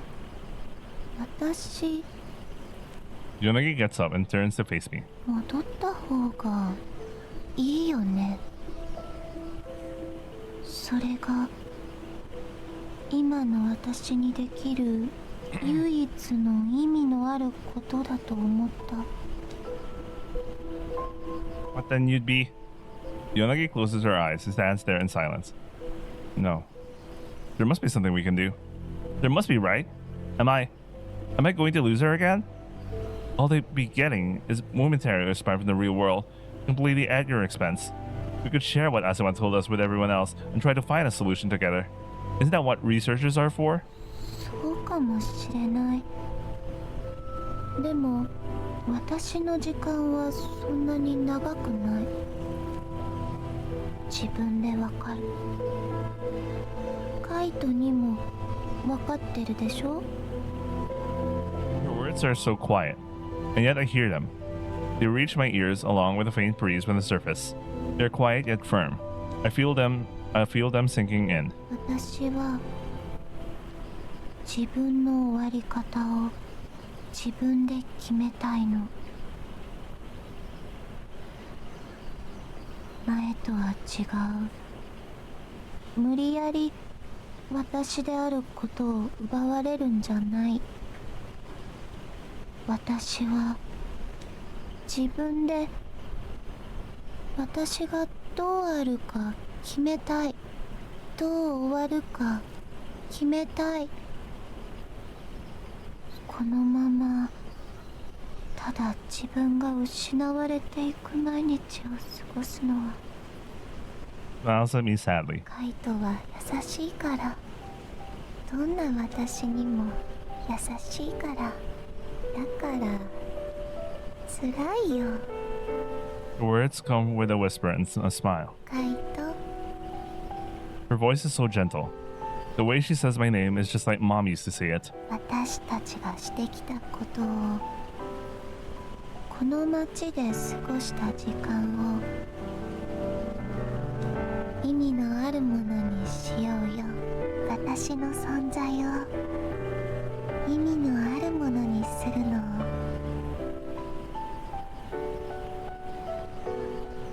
手伝ってよ。今ならまだ間に合うから。 She crouches over the shrub beneath which Mom and the bird lie sleeping. カイトとずっと一緒にいたいって私は思ってたよ。でも私はそれが叶うことはないって知っていたから、その手が届きそうで届かない小さな願いが私を生かしてくれてたんだね。 Yonagi gazes at her right hand now. とその願いすら私の中で薄らいでるから指が動かなくなったんだと思う。 After gazing at her palm for some time, she slowly stands up and turns back to me. カイト、私に決めさせて。私はあなたの手でみんなの世界になりたい。私はその役割に自分の命を捧げたい。 Yonagi draws close to me. She rests her head on my chest. あなたの求めた私になれなくてごめんね。わがままばかり言ってごめんなさい。あなたのくれた時間はとても穏やかで優しくて、今でも私の心の中に残ってるよ。それが私にとって遠い記憶でもその温かさはわかる。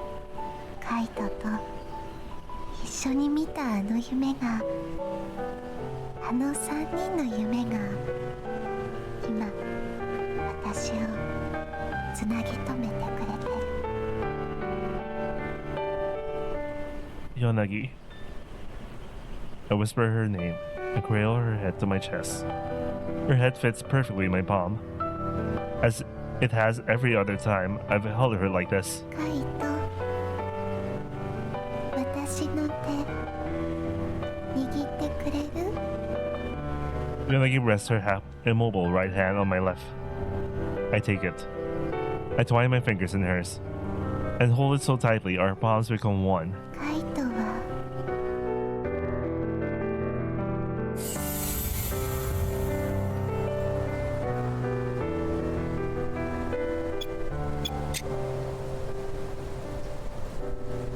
The earthen walls around us melt away, replaced by the expanse of an endless sky. Yellow flowers dance in the wind. They're all around us, as far as the eye can see. この世界を生きてね。どこまでも空が広がってカイトを包み込む風が吹く。あなたは生きて。 We stand together in her dreamscape. Yellow petals ride on the wind, soaring high into the sky. I follow them with my gaze, to the pure white clouds rolling lazily above. 綺麗でしょ。みんなにも見せてあげようよ。この地下で苦しんで生きてきたみんなに私たちの力でこの空を見せてあげよう。この風を教えてあげよう。それが作り物の世界でもそれが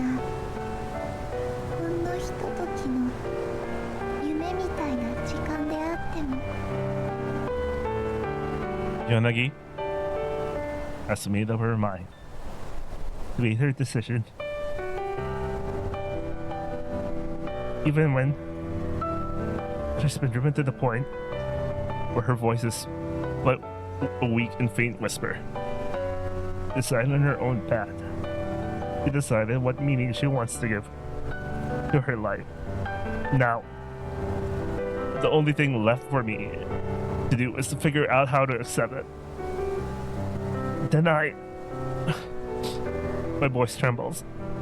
My throat feels raw. I can barely breathe.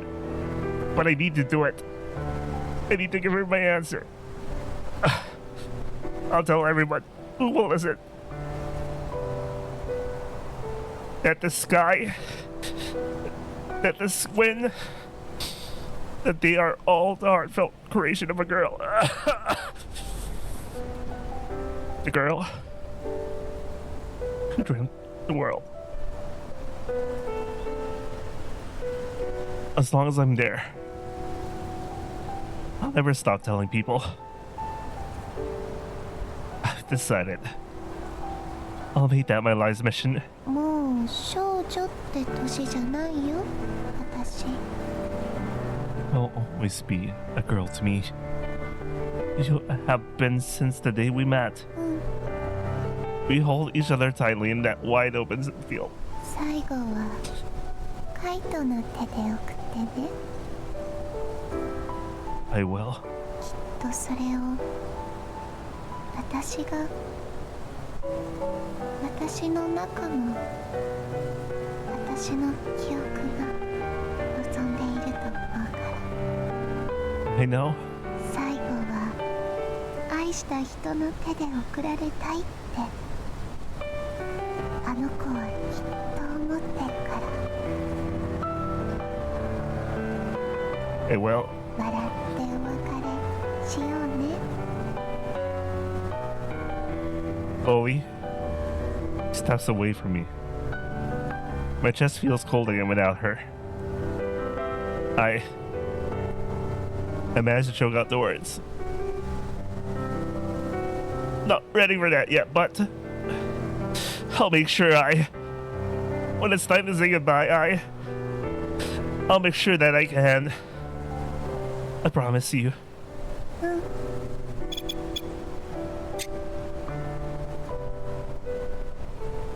ずっとあなたのこと見てるからね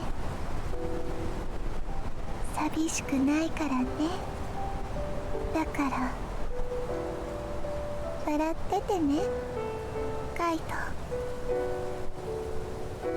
Will I be able to see her off with a smile when the time comes? I can't even begin to imagine such a thing. I fall to my knees in tears.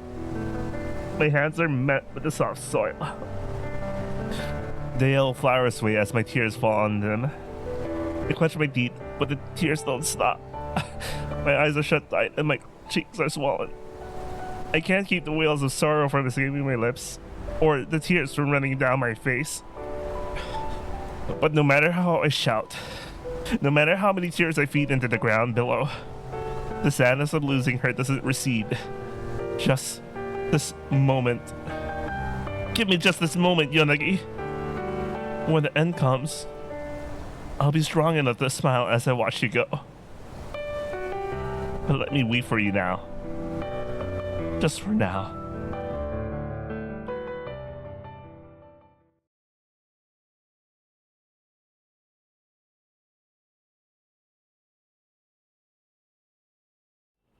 It's been a month since Yonagi made her decision. We spent those last days together at home with our family. Me, Yonagi, Izumo, Lepkun. Together as we always were, just letting time pass in peace. We communicated our intentions to both members of the Asuma Lab and the old Kaito Lab. Both laboratories began work on an environment to keep Yonagi's body stabilized and safe. And today, they finished it.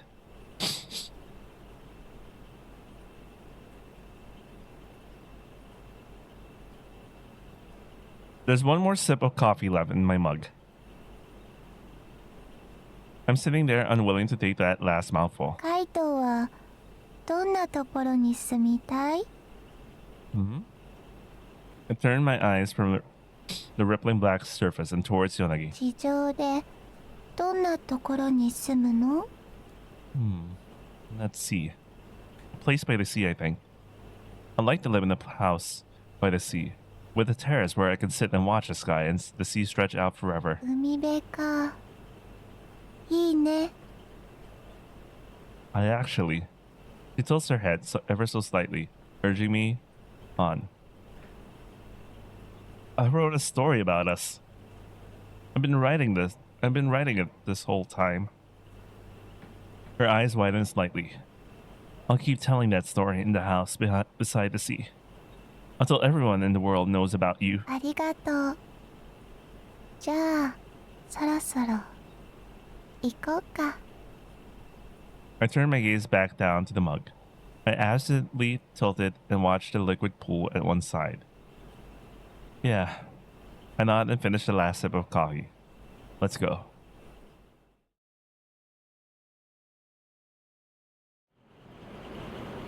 We walk side by side through the cornfield, as we have done 1,000 times before. We are the only people around as far as the eye can see. I look up at the city of Shinjuku. The reason I live to see this day is you. そうかな。 If you hadn't been with me, I'm sure I would have led a much shorter and sadder life. Depending on how you look at it, うん？ maybe the city does have its good parts. You're the one that made me believe it wasn't all pointless. うん。 We head to the institute and find Iruma waiting for us by the entrance. Oh. Hey. こんにちは。 Iruma smiles at Yonagi. もういいのか？ Ah, it's okay now. Let's go. Take us there, please. うん、わかった。 Iruma takes us to the bedroom they prepared inside the カ lab. イト君がやるんだろ？ I'd like to. Iruma nods in response. ヨナギちゃんの思考空間のデータを取っていた時と同じやり方をしてくれればいい。カイト君の合図でヨナギちゃんの感覚信号を抑え込むプログラムが走る。最後は2人がいいだろ？ Yeah. Thanks, Iruma. うん。ありがとうございます。ヨナギちゃんはそのまま眠ってくれるだけでいい。カイト君がこの部屋を出た後は俺たちの方でやるよ。この地下で最高の環境を整えた。寝心地は抜群だ。保証するよ。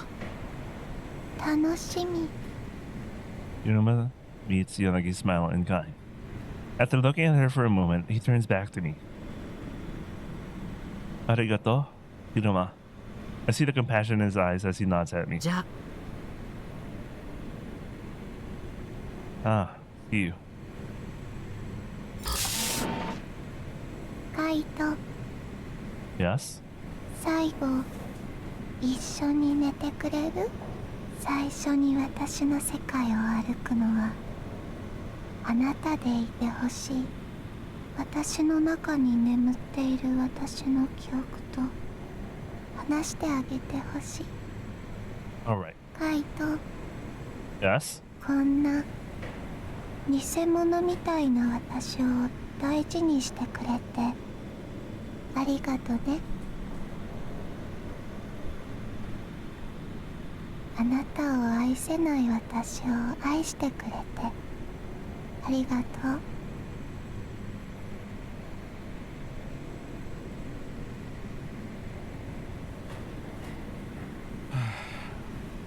幸せな時間だった。それは私が感じた気持ちだよ。最後は心からあなたを愛している私に会ってあげてね。おやすみなさい。 Oyasumi, Yonagi. I like being with you. 私も二人の思い出を見せてくれてありがとう。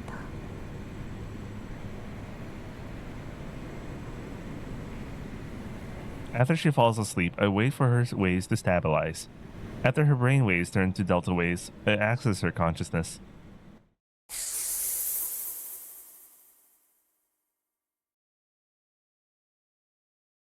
The world inside of her is an infinite span of light. This must be the place. The place where I met those three back then. さよならだね。 Ah. I turn around and see Sumomo standing there. 私たちに付き合ってくれてありがとね。すっごい楽しかった。二人とも最後まで超イケてたよ。 Thanks. Momonochi Sumomo. なんでフルネーム？ There's the sheen of tears in Sumomo's eyes as she smiles. バイバイ。またね、カンナくん。 Yeah. You. 私は自分の仕事に夢中になっているあなたの横顔を見ているのが好きだった。あんまり自分を責めなくていい。才能があったんだから、あなたにはそれを生かす義務があったのよ。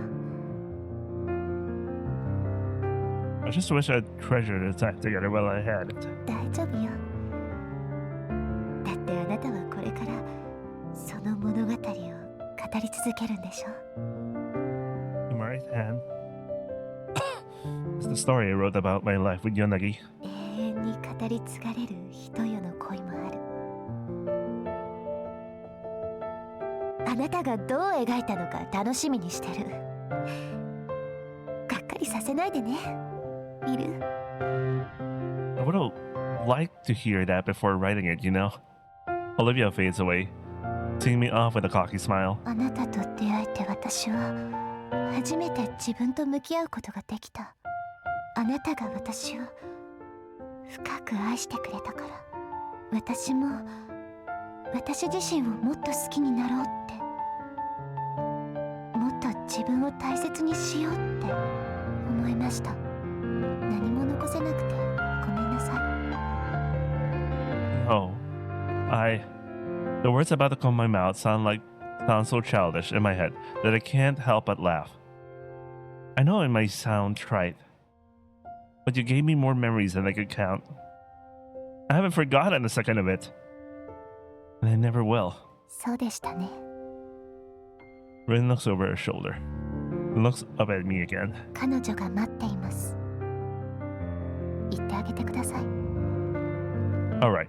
さようなら、先生。私が愛したたった一人の人。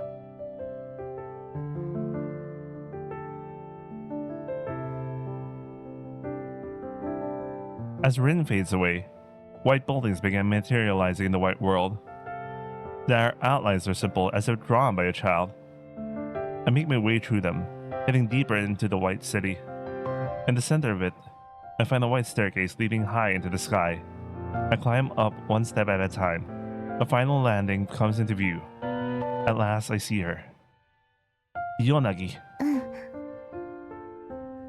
You were watching it all from here. うん。今はこの囲いの中だけが私の場所になっちゃった。会いに行けなくてごめんね。カイトと出雲があんなに頑張ってせっかく起こしてくれたのにさ、あんまりだよね。でも私どうしてもここから出られなかった。頑張ったんだけどね。 I answer with a nod. でも Turns her eyes up to me and smiles. やっぱりカイトは会いに来てくれた。 Of course I would. もう怖くないよ。来てくれてありがとね、カイト。こんなに私を愛してくれてありがとう。私本当に幸せだった。 Yeah. だからカイトも幸せになってね。海も空も風もある新しい世界を思いっきり楽しんで生きてね。それだけが私の願いだからね。 Yes. Just like I promised. I answer with a smile. カイト、笑ってバイバイしようって言ったじゃん。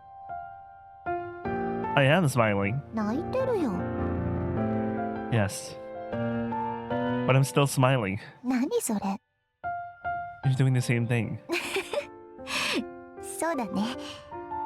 そんなに強くなれるわけないよね。 But we're smiling. Even through the tears, we could smile for the other. そうだね。 So, this is goodbye. I'm so glad I met you. Even if things have to end like this, I don't have a single regret. 私も。 I smile. Yunagi does as well. As tears run down our faces, we bravely smile on. I keep telling everyone about you. I bet they'll make you their goddess. 女神様。それは荷が重いな。 I think you can handle it. そうかな。カイトがそう言うなら大丈夫かも。 We slowly approach each other.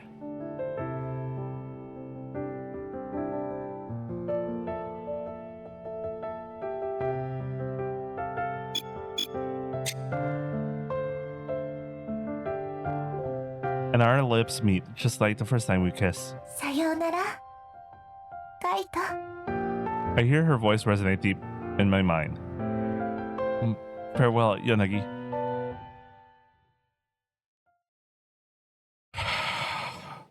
Quietly, softly, the sensation of her touch melts away. Then her breath, then her scent. Slowly but surely, every part of her fades. And then, I hear the sounds of waves and wind in my ears. The briny scent of the tides fills my nose. And strangely, although I've never been to the ocean, I recognize it. My eyes are still closed, but I know what I'll see. I can visualize the ocean in all its vastness. And so I slowly open my eyes.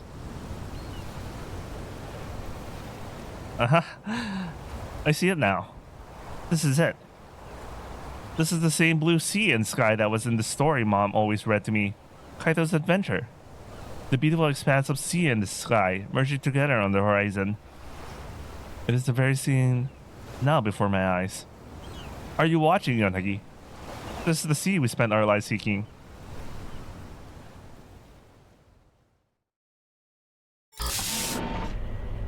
I find Asuma on the rooftop of the institute, looking out over his Shinjuku. I walk up to him. He looks at me, then turns back to the city. 外そうか。 No, I came to talk to you. I stand next to him, look out at the empty city. She's asleep. She won't dream anymore. She's the world itself そ now. うか。 You're really gonna remain here in the city? あ、このままでは我々の世代で人類はついえる。誰かがやらなければいけない仕事がここにはまだ残っている。 Right. カイトは行くんだろう。 I simply nod. My duty is there, so I'm going.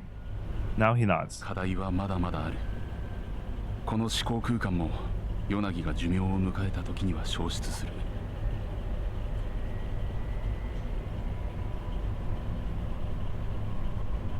私たちは時間稼ぎをしたに過ぎない。だが確かに希望はある。 Asuma continues as he gazes at the city. 一時的にヨナギの世界に接続した住人の中にすでに基礎欲求欠乏症を発症している者もいた。彼らの病の進行は仮想空間にいる間は止まっていた。 Why is that? The virtual space should have given everyone a life of ease. That's interesting. One would expect it to accelerate base will deficiency. 仮説の域の話になる。仮想世界に接続している人は皆間接的にヨナギと接触し、ヨナギを介して大きな意識を共有している。それが思考空間の仕組みだろう。 I nod. その他者との接続によって生まれる個々人の脳機能強化は個人レベルで強い欲求を持つのと同等の効果があるのかもしれない。 I see. 個々人の延命の欲望が相対としての人類の危機をもたらし、個としての欲望を捨て世界そのものになったヨナギ一人が救った。ヨナギがくれたこの限りある時間を1秒たりとも無駄にするつもりはない。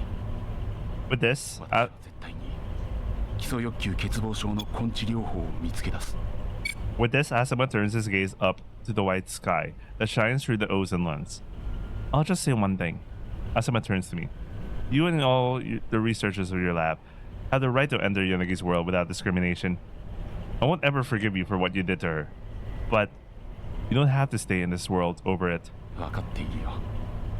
だが私たちは自分の意思で決めたんだ。研究者としてのささやかなプライドだ。If you're doing it because you decided your duty is here, I won't object. Asuma nods at me.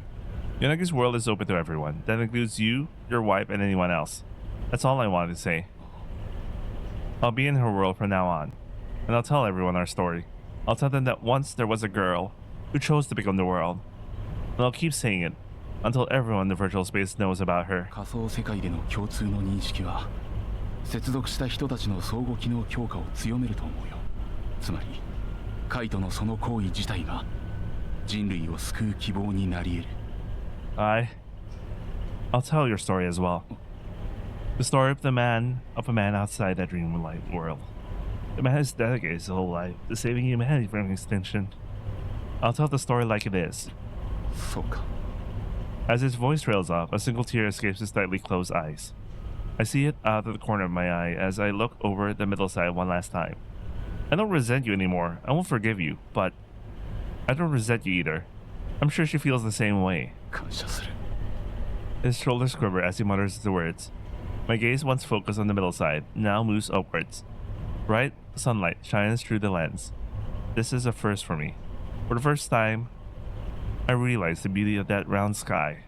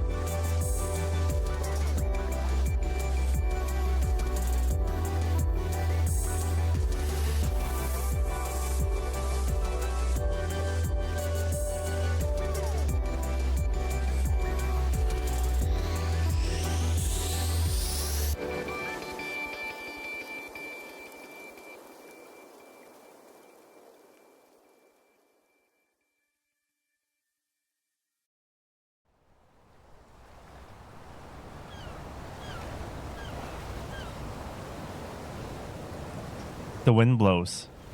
There's a small wooden cabin by the sea. There are many people there, embraced by the warm sea breeze. As I finish telling our long story, I slowly open my eyes. And that is why we have the sea and the sky. The people listen attentively to my words. How many years has it been since I entered the virtual space? Every day I am here telling Yonagi's story. This is the role I picked for myself. We were born at a major turning point in our species' history. Driven into an evolutionary dead end, we abandoned our bodies and came to this world made up of consciousness alone. We want for nothing in this world, where it was designed as a temporary respite for our souls. We were gifted the right to live here. But please, always remember. Remember that it was a girl who gave us this gift. Remember those who still remain outside of this world, braving harsh reality as they search for a real, true solution. And to tell the story to all those who will listen, to all the people who will live in this beautiful world. Tell them that once upon a time, there was a girl who dreamed the world.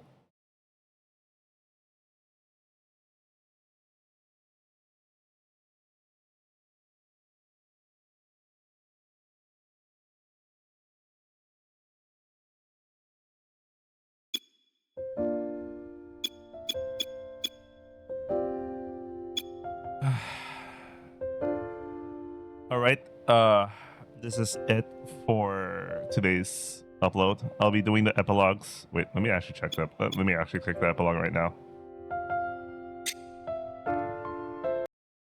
Let's see how this goes first. When I open my eyes, I see a little seaside cabin in the distance. It's small and cozy looking, standing there between the sea and the sky. I can see a few people walking away from it. With each step I take, I remember it all. What this place is, who's in that cabin, what they are doing in there, and who am I? Who I am. My steps feel lighter as I walk. As I approach the cabin, the people who are leaving notice me. For a moment, they look surprised by my presence, but the surprise is quickly replaced with joy as they smile and greet me. It's the goddess. I hear a little boy exclaim from behind me, and I'm unable to keep myself from giggling at the thought. I'm not a goddess. I'm just a normal girl. Nothing unusual about me, and I just came to see the man I love. Walking the opposite direction to the people leaving, I make my way to the front of the cabin. He's looking at the book on his podium. He could probably recite the contents of that book from memory if he wanted. He never forgets a thing. There are still few people sitting on the chair set up on the slightly worn wooden terrace. All that sea salt air must be rotting the wood. One by one, they get up and leave. All the people that notice me seem terribly surprised. Is Kaito's depiction of me that striking? Finally, the last person leaves the terrace. The sound of the waves and the wind fill the air, bringing with them the cries of a few white birds. The sounds envelop everything around us. I take a step forward towards him. Finally, I can reach out to Kaito.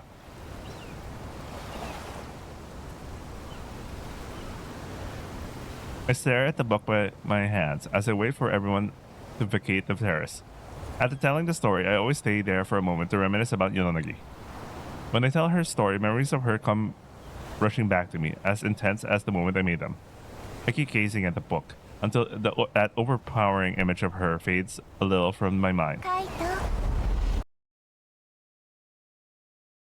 But before my eyes is no mere image. It's Yonagi standing right in front of me.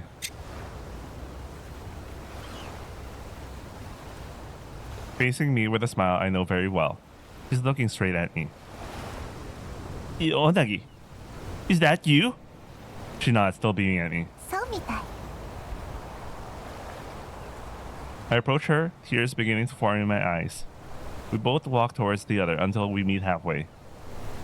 We clutch each other's hands in a joyful embrace. This is the warmth I longed for so long. カイトだ。カイトの手だ。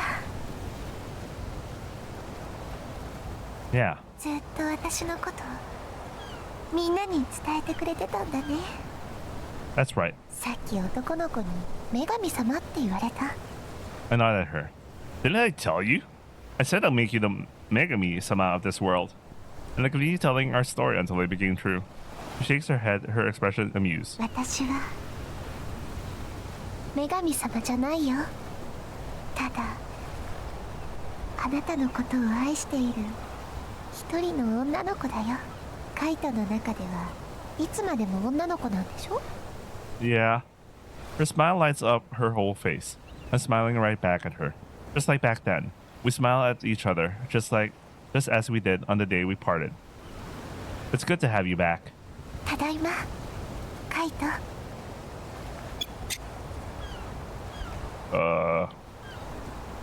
ただいま。 No, I like the shot better.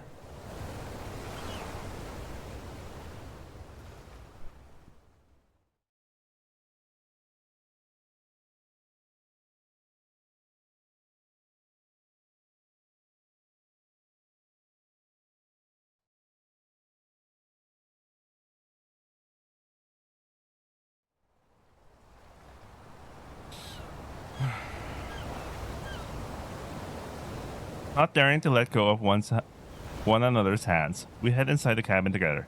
From our hands to our cheeks, necks, and chests, we lovingly caress one another, exploring every little part of the other with feverish abandon. Oh, guys, I guess we have another sheet. I guess. Damn, I thought I'll avoid editing today.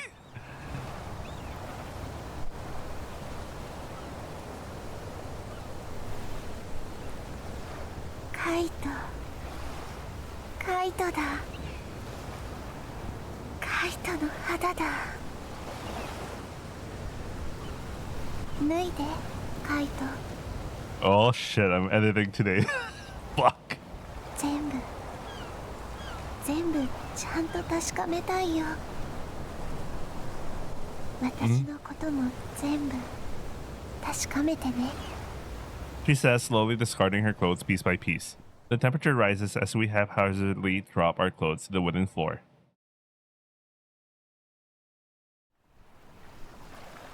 It was a strange feeling. The wave of nostalgic touches feel like they came from only yesterday. I've been talking about Yonagi for so long. Maybe I didn't feel like I was living in the past. I embraced Yonagi. The touch of her shoulder and her soft hand felt just as I remembered. Yonagi. I tensed my arm without thinking. I still couldn't believe it. Yonagi is right in front of me. Still, I understand the reality. This is how to embrace someone. 子供みたいだね。 Saying so, Yonagi wrapped her hand around my back. Her warmth seeped into me. More. I want more. Without need for verbal exchange, this is what her body told me. カイトの体にもっと触れたい。 Me too. We pressed our bodies together, that yearned for the other's warmth. I was covered in Yonagi's body heat. あったかいね。 Yonagi whispered in my ear. The gentle smile on her face, her voice, and the smell of her hair. I could feel them all. All of them gave me happiness. Following the natural flow of things, we laid down on the bed.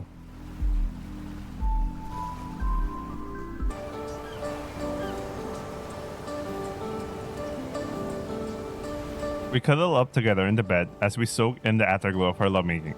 The sunlight seeping through the window plays across Yonagi's fair skin. We're surrounded by the gentle breeze and the sound of waves. So, everyone must have been thinking of you. That's why we can touch each other again. I looked down at our interlocked hands. みんな優しいね。優しい世界だ。 Yeah, you're right. I'm sure there are many people who will want to catch a glimpse of you from now on. You're a goddess, Megami-sama, remember? そうか。でも、それも楽しそう。 She says as she rests her head on my chest. The stories you wrote. They were all stories that ended in separation. そうだね。あの時はカイトと別れることを覚悟して書いてたから。それ以外の結末がどうしても書けなかった。 But now, your own story didn't end in separation. そうだね。 I'd like for those three to be happy too. She raised her head and looks up at me. I'd like to tell everyone about it starting tomorrow. Don't you think it will be nice to give them happy epilogues? Her smile widens as I finish speaking. そうだね。今なら作れるよ。どれから聞きたい？ Well, this is my stopping point. I'm pretty sure one of the epilogues is going to be long because I actually ended up watching them from somewhere. At least one of them. I already watched one of them, so I have an idea it's going to be worth an entire stream. Upload. So I'll probably do this some other time. Tuesday? Yeah, Tuesday. It's tomorrow. I'm doing a rewrite. All right. We are basically at the epilogue of K0. I don't know if there's something else after this, after going through the 3 stories epilogues. Maybe there is. But basically, we're finished with the main story, K0. So, what do I think? Damn, man. They weren't lying. This is a Kamige. They weren't lying. It was one. Shit.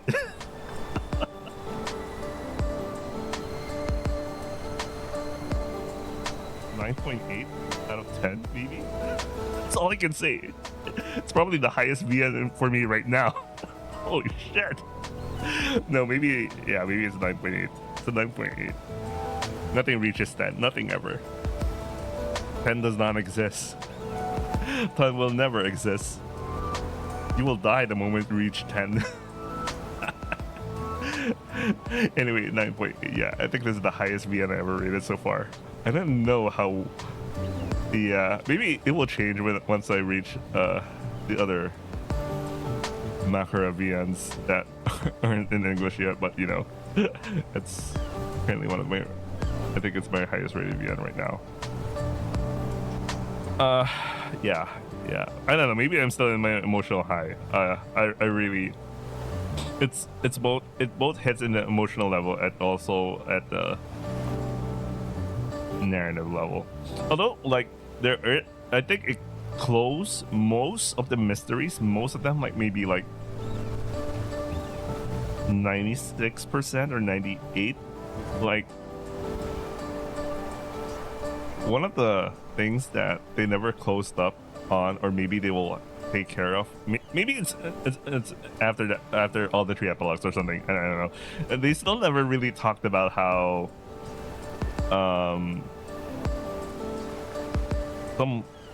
somehow Rin has. I mean, somehow Yonagi has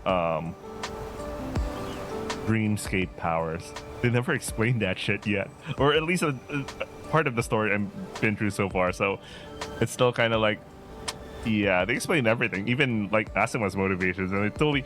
I really like they did Asuma's story, man. It totally like. I can't blame the guy. I can't blame the guy. I mean, it doesn't change that he really did an asshole move there, but like, I totally understand where he's coming from. I even teared up when he entered his wife's stream and saw himself, and I was like, shit, I totally understand. I totally understand, man. I don't know, man. Fuck. I don't know. For now, I don't know. Maybe I'm in an emotional high. Right. I'll think about this for a couple of days. We still have to go through the epilogues of case 1, case 2, case 3, and technically there might be more after this. And then I only watched case 1's epilogue because I really like case 1, but you know, there might be more for the epilogue for case 0, so I'll look into that. Anyway, that's it for today's Hachiku Umo no Aojashin, and we're gonna continue with the epilogues. Basically, we're now done with case 0's main story. Anyway, I hope you guys enjoyed watching, and I will see you guys on rewrite tomorrow. If I'm lucky, I could finish. Yeah, I'm pretty sure I'm finishing both the end before the weekend. I mean, Thanksgiving is there. I mean, I'm kind of busy with real life stuff. Even though there's Thanksgiving, I need to work on real life stuff. But me finishing the VNs at the same time gives me time to finish my real life stuff concerns. so there might be I might take a break for next week. If I finish both BNs this week, including next weekend, I'll take a break until maybe the night of the 8th. I might start the next BN when I get home after the thing I'm worrying about. Anyway, yeah, I might start. I don't know. I actually want to do the rewrite. I'm thinking about doing Harvest Festa, but yeah, it takes a while. It takes a while to do one of them. They're not. I also watched some of the Harvest Festa routes. They're not exactly long. It's like going through one of the epilogues, I guess. But anyway, I'm basically going to limit myself. Anyway, yeah, this is too much already, and I'm gonna still edit out that one H scene that I did. I thought I was gonna get out without editing something tonight. It's only a short cut, but yeah. Anyway, I hope you guys enjoyed K0. That was... Damn, I really saw how all the cases... Yeah, I need time to do this end, but like... Yeah, this is what 9.8 out of 10 for me. Just a reminder that 10 doesn't exist for the very same reasons as you mustn't be contented with life. Jesus Christ, I didn't expect. Yeah, that's a very Dune kind of conclusion. I mean, the moral of the story kind of thing. Anyway, yeah, I'll see you guys in rewrite or the epilogues. Ciao.